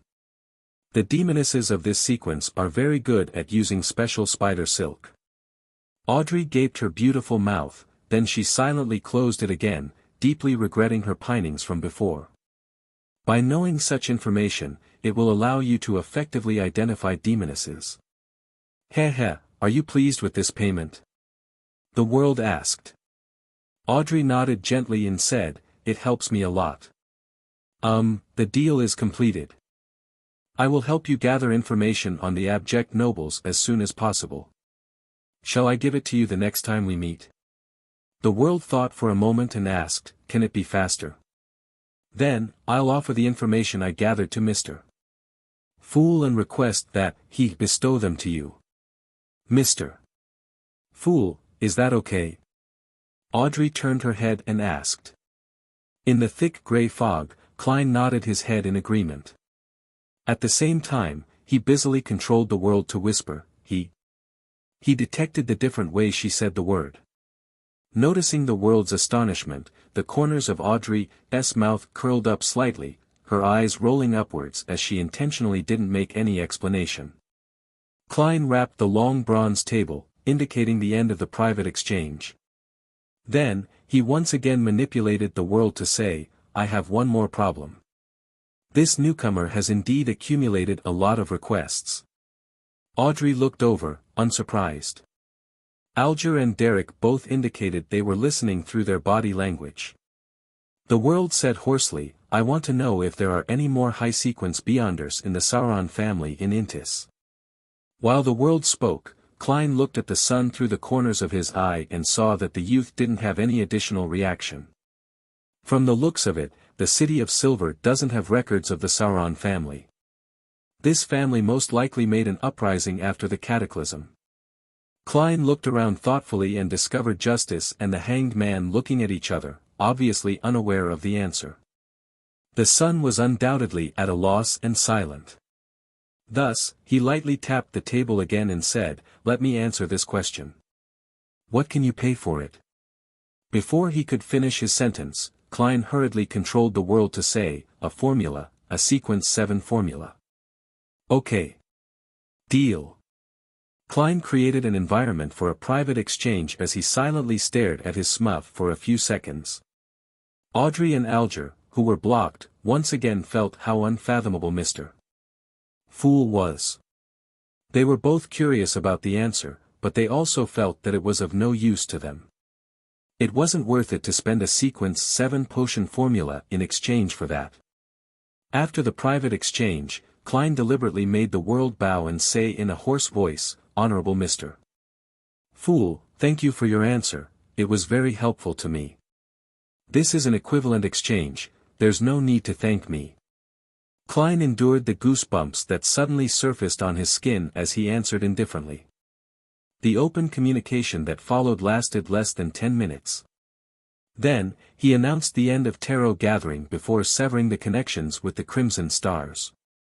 After the figures of Justice, the hanged man, and the sun dissipated into streams of light, Klein looked at the world and chuckled. With a smuff, a lot of things are really much more convenient. Unfortunately, the all-black eye cannot be used outside the grey fog. What a pity. As he thought that, he controlled the world to stand up and bow, then he let it melt into the majestic palace.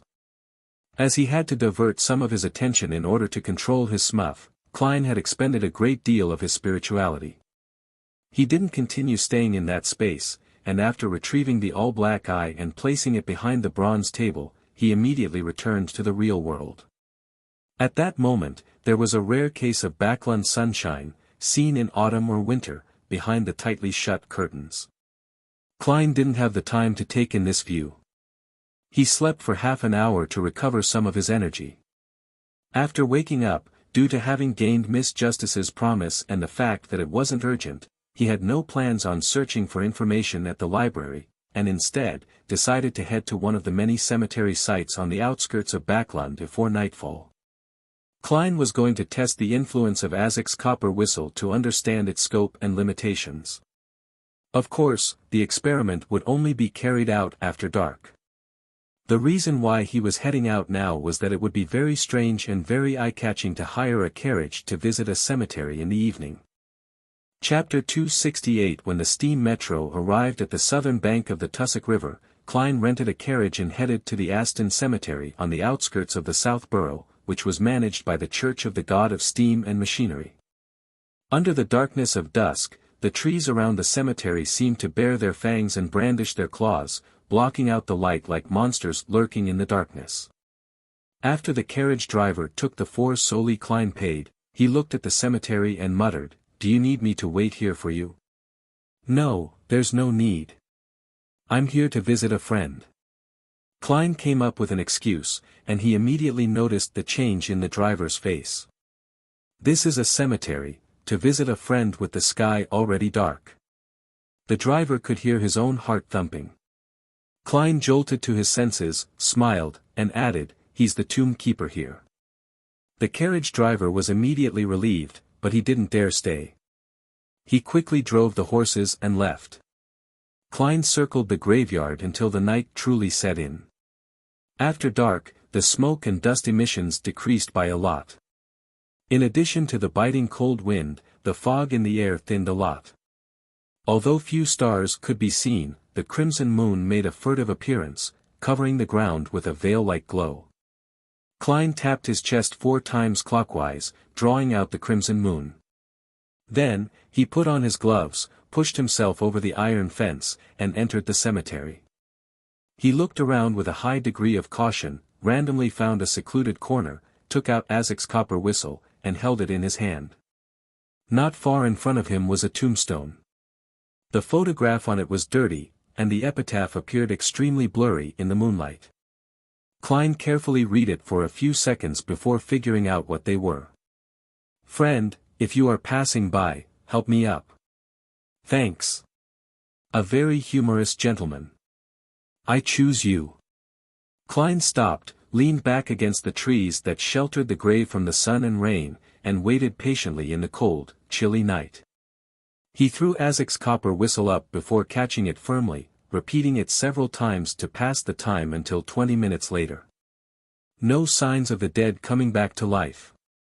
Klein clicked his pocket watch shut, surveyed his surroundings, and confirmed the results.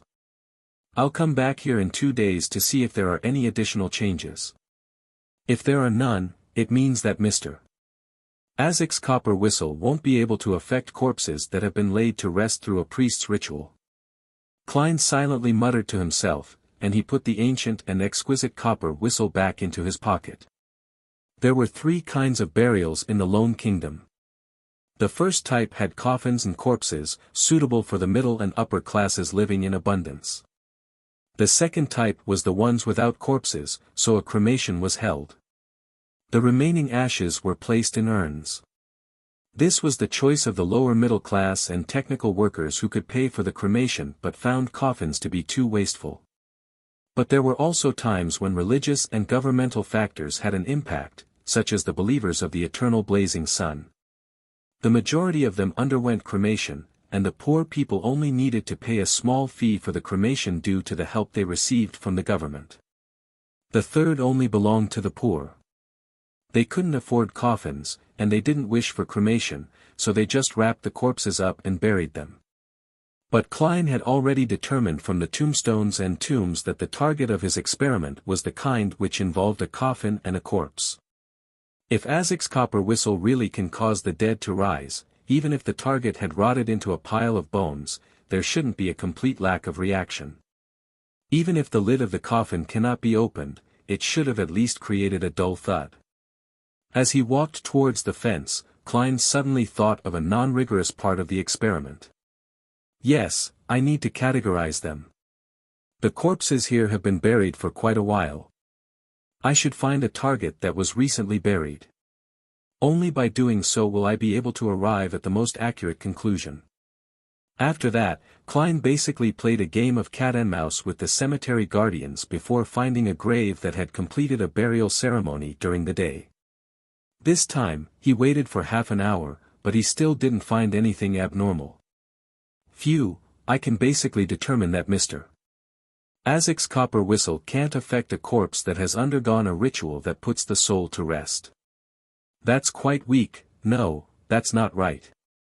This copper whistle isn't meant to cause the dead to come alive. It's used to summon messengers, so affecting a corpse is a negative effect. Klein tightened his double-breasted coat and walked toward the iron fence. He planned on heading home to have a change of clothes before trying out his second experiment. The target of the second experiment group were the recently deceased corpses that haven't been laid to rest via a ritual.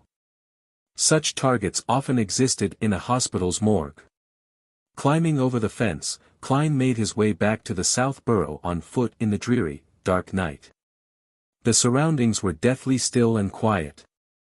Only the evergreen, dust-covered trees lightly swayed. It reminded him of the night he had been resurrected from the dead. Back then, he too had to walk from the cemetery to the city. Sigh. Klein sighed and suddenly began to run, as if trying to get rid of the melancholy that filled him. More than half an hour later, he rented a carriage in South Burrow and headed for the nearest steam metro station. There was still about an hour before the metro stopped running, and this could save him quite a bit of money. In the wee hours of the morning, Klein changed into a grayish-blue worker's uniform and wore a cap as he made his way to St. Eston's hospital in the Backlund Bridge area. This was a charity hospital belonging to the Church of the God of Steam and Machinery. Many of the poor died here due to illness, and since there was nowhere for them to place their bodies, they had to be kept in the hospital morgue.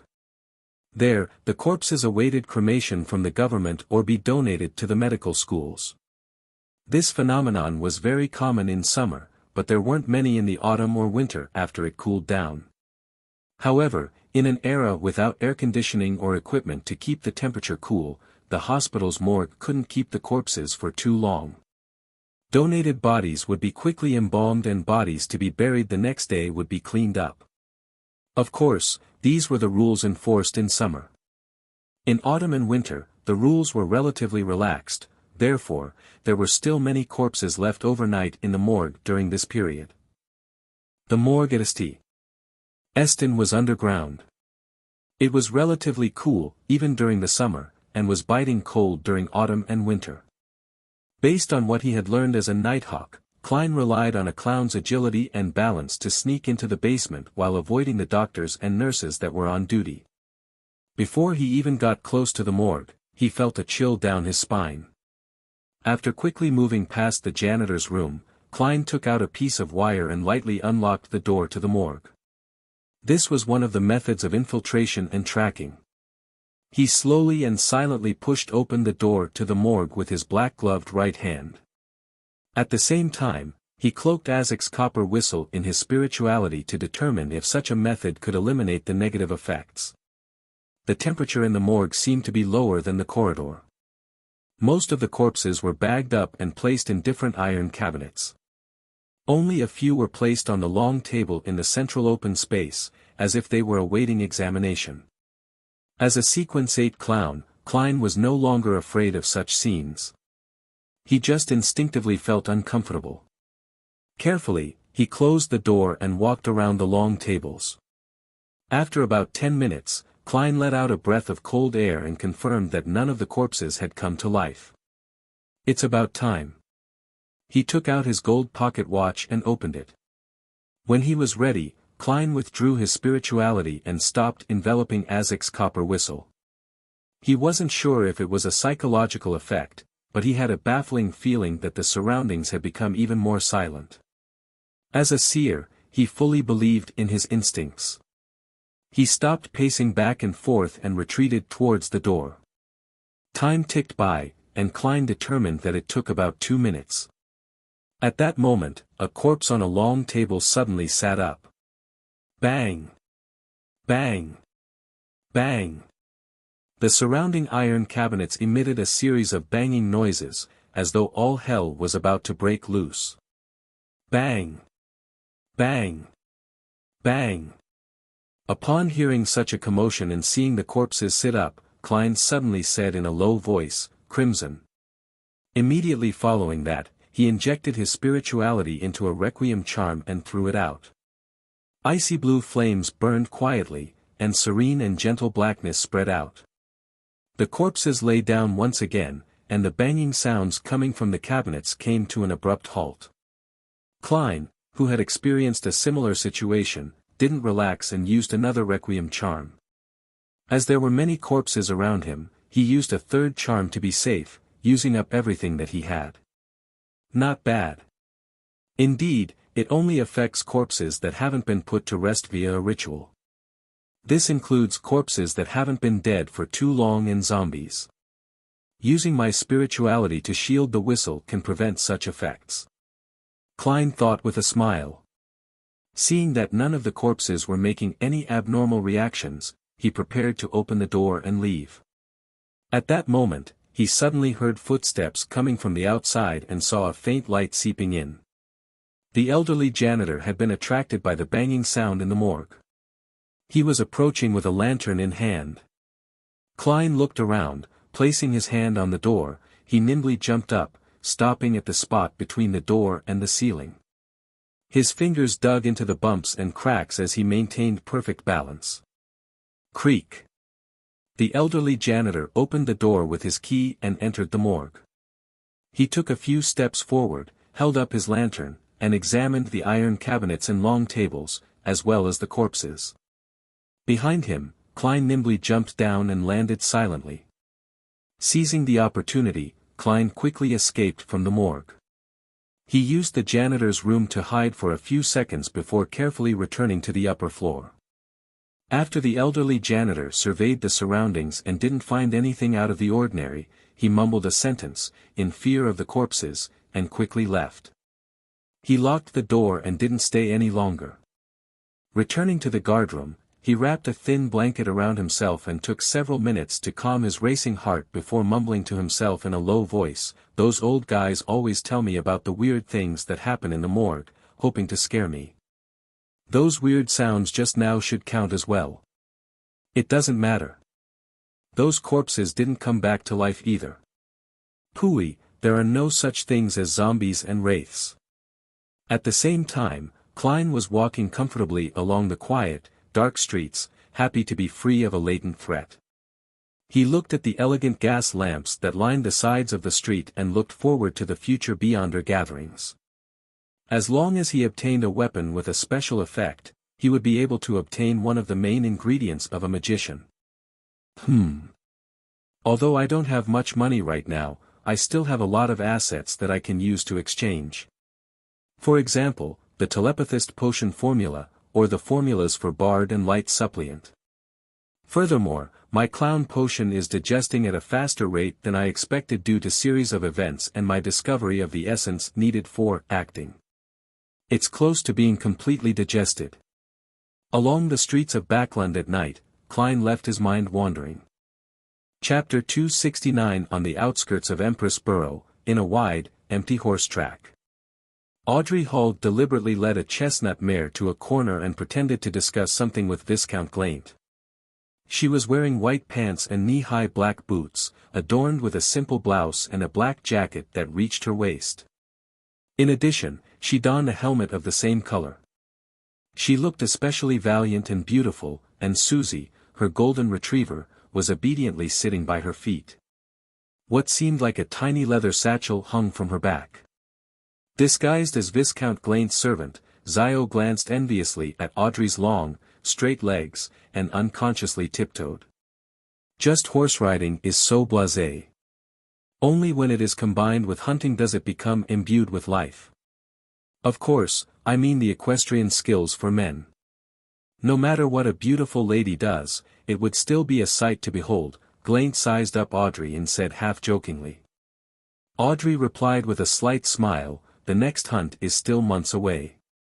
Every year, from June to the New Year, the aristocrats of the Lone Kingdom would come to Backland to attend various banquets, dances, and salons, as per tradition. This was a very important event for them, and many things would be decided within a few months. After the New Year, the nobles would return to their fiefdom, their castles, country estates, and large plantations, and spend their leisure time there. In such times, the most popular sport was hunting. The nobles would invite guests of similar status to enjoy the pleasure of horse riding and chasing prey. As long as their financial situation allowed it, they weren't stingy with buying hounds. The most famous of the hounds was the foxhound. I already missed that life. Backland is a place where people feel constrained, and its air is indescribably terrible. Of course, I still enjoy its extravagance.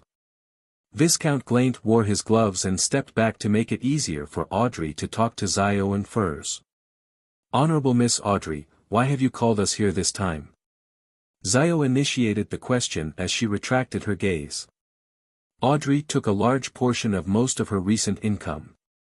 She was honest and generous, a rarely encountered good employer. I seem to smell the ink of money again. Hopefully, the mission wouldn't be too difficult. Miss Audrey is perfect in every way, except for one thing. Every mission is unexpected and very dangerous. Zio thought, feeling both anticipation and apprehension. She couldn't help but glance sideways at Furs. She noticed that her companion, disguised as a maid, was looking right at her. The expressions reflected in their eyes looked very similar. Audrey held her gloves, smiled reservedly and elegantly before saying, "It's a simple request this time." As she spoke, she motioned with her eyes for Zio and Furs to open the leather satchel on Susie. Zio, who had always been known for her proactiveness, immediately took 2 steps forward and bent down to reach out with her hand. During this short period of time, she had originally wanted to pat Susie's head to show that she meant no harm. But just as she extended her right palm, Susie had already turned her head, turning her body half around, placing the small leather satchel in front of her. I'm usually popular with animals. For example, mosquitoes. Zio kept her expression unchanged as she unzipped the satchel and took out a stack of papers from Susie's leather pouch. She stood up and took a look at the stack of papers. She saw that it depicted a young man with ordinary looks, but his neatly combed hair, round glasses, and mocking brown eyes all looked very familiar to her. I must have seen him somewhere. Zio looked down and saw the corresponding description. Formerly used name, Lenivis, wanted swindler. I know where I've seen him before. Zio was suddenly enlightened and almost made an inelegant gesture of slapping her forehead. Before she met Audrey, one of the main sources of her income was flipping through newspapers, researching wanted posters, and using her connections in many gangs in East Borough to seek out criminals who were worth fat bounties. I had thought of finding this Lenivis, who has a bounty of £100. Besides, he swept away more than £10,000 in cash. However, I've recently been too busy with Miss Audrey's requests and had forgotten about this matter. Zio and Furs looked at each other and then asked frankly, how much is this request worth? How much is the request worth? Audrey was startled for a moment. She had completely forgotten the matter of payment, as from her point of view, it was a test from Mr. Fool. When were examinees ever given money? £100. Audrey deliberated and gave a number. Deal. Zio and Furs answered in unison. If we can catch him, not only would we receive £100 from Miss Audrey, but we can also obtain an equal amount from the bounty. What a great mission. Zio asked casually, her eyes shining, why are you looking for this swindler? Did he swindle you of your money? I don't even know who he is. It's really a simple request. £100 was enough to complete the deal. There's no need to tell Mr. Fool about this. It's only £100.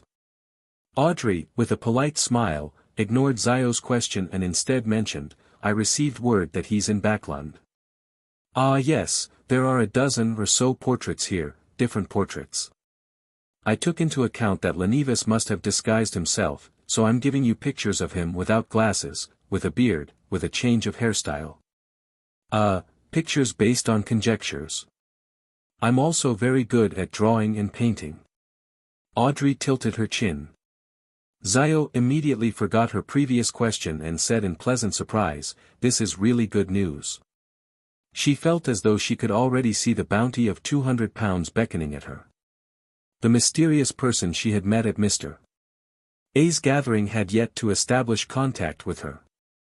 Therefore, all she could do was continue with her business of earning money. Audrey nodded indiscernibly.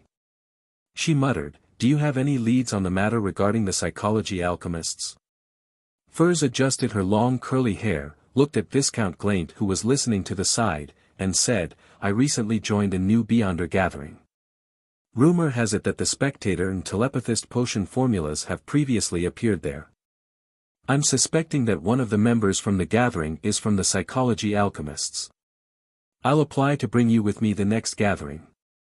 All right. Audrey deliberately didn't hide her joy. She had read their true state of mind from the colors, body language, and the subtle expressions of Zio and Furs, to judge their enthusiasm for the mission. They didn't lie regarding the psychology alchemists either. Viscount Glaint mumbled, Audrey's matters seems to be on the brink of success.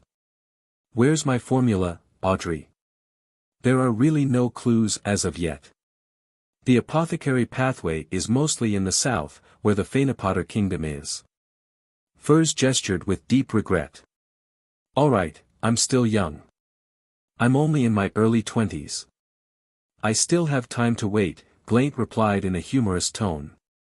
All right, thank you for your help. See you again next time. Audrey bowed gracefully, wore her gloves, and mounted her horse as she rode down the track.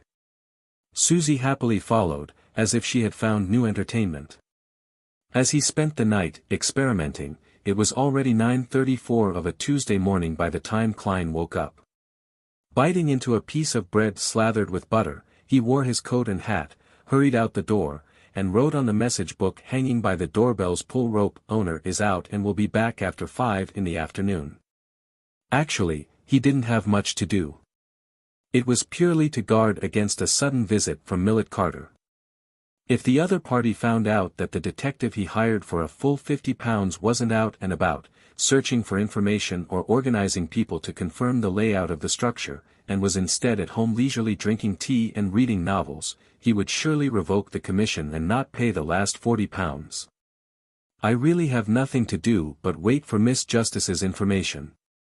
Klein stood at the end of the street and looked at the haze in the sky, while helplessly muttering to himself. He had already decided last night where he would spend the day.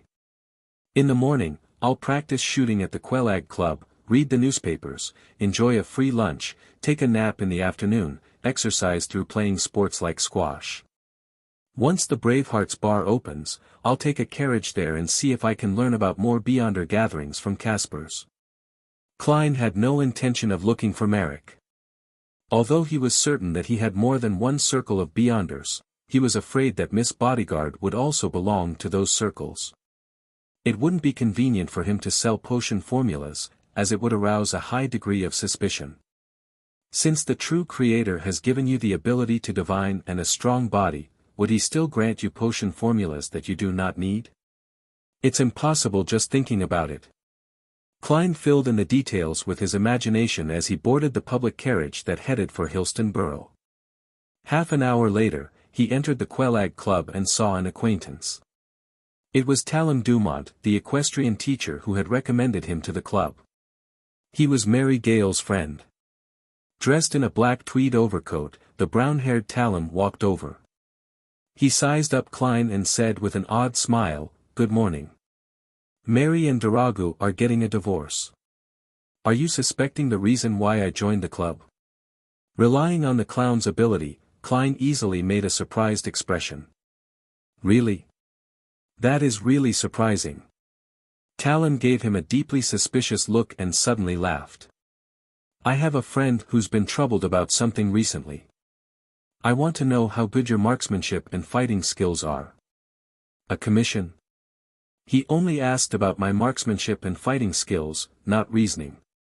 This is a request involving violence." Klein smiled and said, "I was planning on heading to the shooting range. You can take a look, but fighting requires an opponent to be able to see my standard."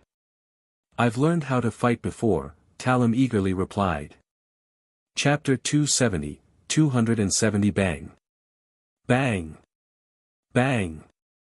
Holding on to a revolver that he rented from the Quelag Club with one hand, Klein pulled the trigger repeatedly, hitting the bullseye accurately, with the worst shot hitting the 8 ring. By feeding his practice with live bullets, along with the superhuman control that he had after becoming a clown, his marksmanship was considered rather excellent. "If I continue practicing for a few months, I could even be considered a sharpshooter." Klein unloaded the revolver in satisfaction and cleared the empty shells. They fell to the ground noisily as he looked at Talon Dumont with a smile. "Are you satisfied?" "Very good." The equestrian teacher, Talon, had already taken off his black tweed overcoat and light gray sweater and adopted a boxing stance. "Come on, let me see the standard of your fighting skills. I can tell you frankly that I've received training as a trainee knight since I was young, and I've never let it go to waste. As a Beyonder, if I can't even beat an ordinary man who has only received training, then I might as well die." Klein cursed silently. Without taking off his double-breasted coat, he set down his revolver. Klein took 2 side steps and gestured to Talon that he could begin. He originally wanted to wriggle his finger to add to the atmosphere, but when he thought of the other party's strength, he couldn't be bothered to waste his time. Talon appeared to be a little excited as he began bounce-stepping a little. He suddenly pressed forward and threw out a punch to the right. Klein blocked and grabbed with his left hand, bent low and twisted his waist before reaching out his right palm, and did a smooth backflip. Thud. Talon flew out, landing on his back. Klein didn't exert any strength towards the end, only throwing him off his feet through the use of inertia. "Impressive." Talon quickly stood up and gave a thumbs up. As expected of a famous detective. Your marksmanship and fighting skills are excellent. I only beat a weak chicken like you, so how can you tell that my fighting skills are very high? Klein secretly lampooned and asked with a smile, now that you have a better picture, can you tell me what kind of request your friend has? Heh heh, he will come to the club later. You can talk amongst yourselves.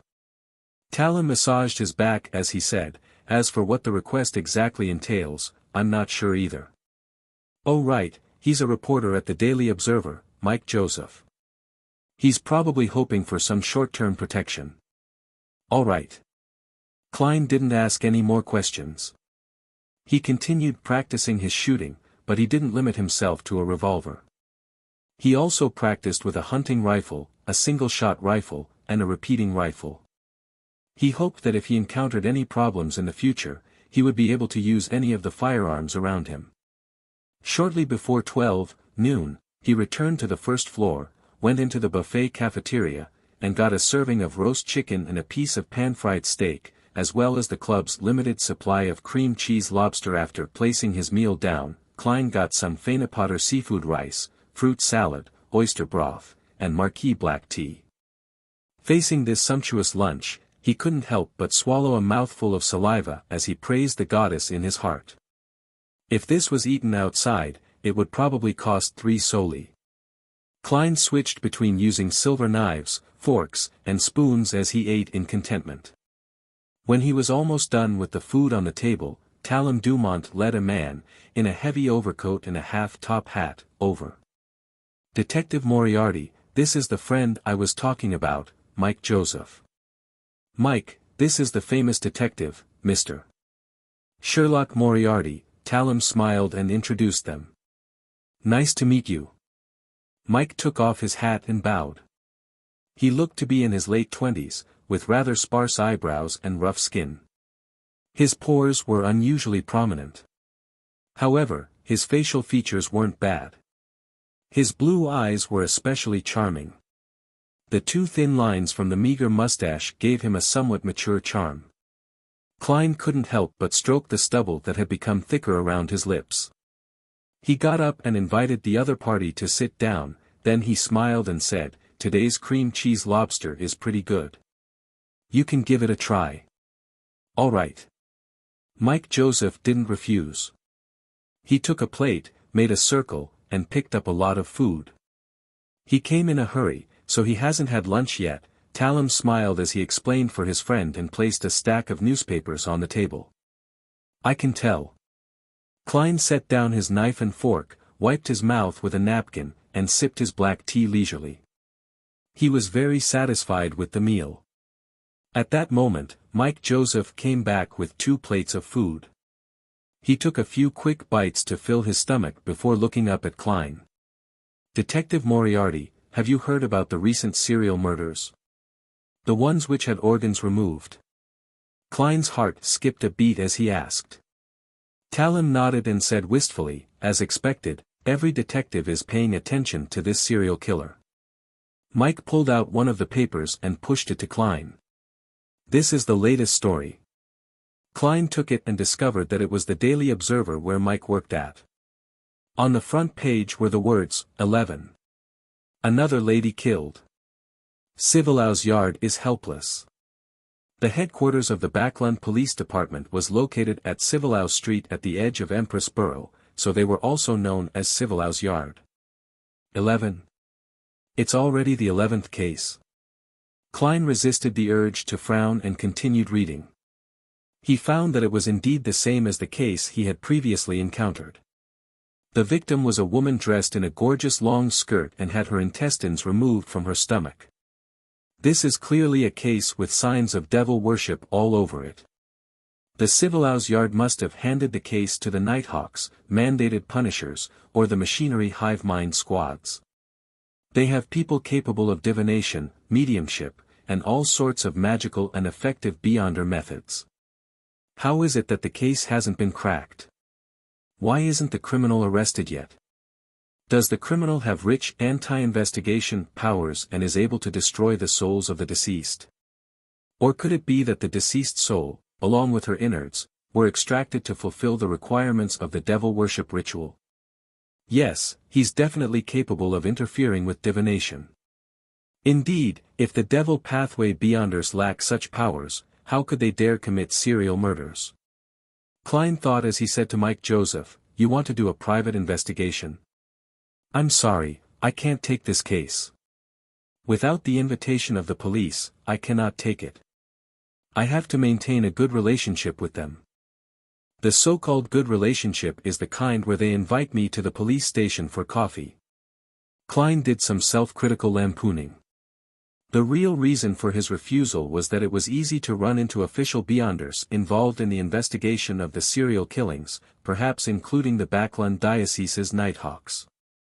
No, not an investigation. No, the precise description is that it's not an investigation to seek the murderer. "I just want to finish my report." Mike Joseph swallowed some shrimp and explained. "Report?" Klein put down his white enamel cup, crossed his hands, and leisurely asked Mike Joseph. Mike Joseph said, "If you buy the Daily Observer tomorrow or the day after, you'll see my in-depth coverage on the serial killings. The most important part is my reveal of what the victims have in common so as to alert people who fall into this group." "Oh, what do they have in common?" Klein asked curiously. Mike took a sip of his coffee and said, "Besides being a woman and wearing a colorful dress, there's one other important thing they have in common. I did a thorough investigation of the victim's career and found an interesting tidbit. Some of them are maids, others textile workers, tailors, and even teachers. On the surface, there doesn't seem to be any overlap, but in reality, they've all been street girls." "Street girl? A teacher?" Klein asked in surprise. In the Lone Kingdom, teachers were part of the middle class and received at least £2 a week. That was enough to make a woman lead quite a good life, so there was no need for her to be a street girl. The corner of Mike's mouth twitched as he sighed and said, "Yes, in the past. They may have had very difficult times before they found a job that could support them. I've done a survey before. In Backlund, 1 in 6 women aged 15 to 55 is or has been a street girl. This is our country. Foreigners who come here are surprised that a very conservative country, a bustling metropolis, would actually be filled with street girls. This number is a little exaggerated. If it were true, it could only be said that reality can be more exaggerated than fiction. This damned world." Klein was speechless. After some thought, he said deliberately, "One question, how does the murderer know that the victim had been a street girl? They don't have labels on them, and even you needed a thorough investigation to discover this." As expected of a great detective, this might be the clue, Mike Joseph answered without feeling surprised. No, if it was a beyonder from the devil path, then the standard he would choose from would be someone who appears to have sunken low but didn't actually degenerate completely. Furthermore, they should have a keen intuition towards degeneration, and they might be able to see the corresponding color that runs deep. With the colorful dress as a trigger, the target will basically be locked onto. Klein answered himself and asked, "So, what else do you wish to investigate?" Mike nodded and said, "From these 11 cases, 10 of the ladies were once street girls, except one. She's still a prostitute at present. Yes, she's the youngest, 16-year-old Sibber. This makes it very, very odd. I wish to visit Golden Rose, which is the place where she works for further investigation. I want to see if I can discover anything. I'm worried that my questions will anger the people there, so I plan to ask you to protect me temporarily. You don't need to teach them a lesson, and you just need to protect me at the most critical juncture and allow my escape. If nothing happens, I'll pay you £1, and if there's a fight, it'll be raised to £5. What do you think?" Klein laughed and replied, "Let me wash my hands before replying you." He bowed politely and sauntered over to the bathroom where he tossed a coin and obtained a positive answer. This is the late Victoria era, a statistic in London.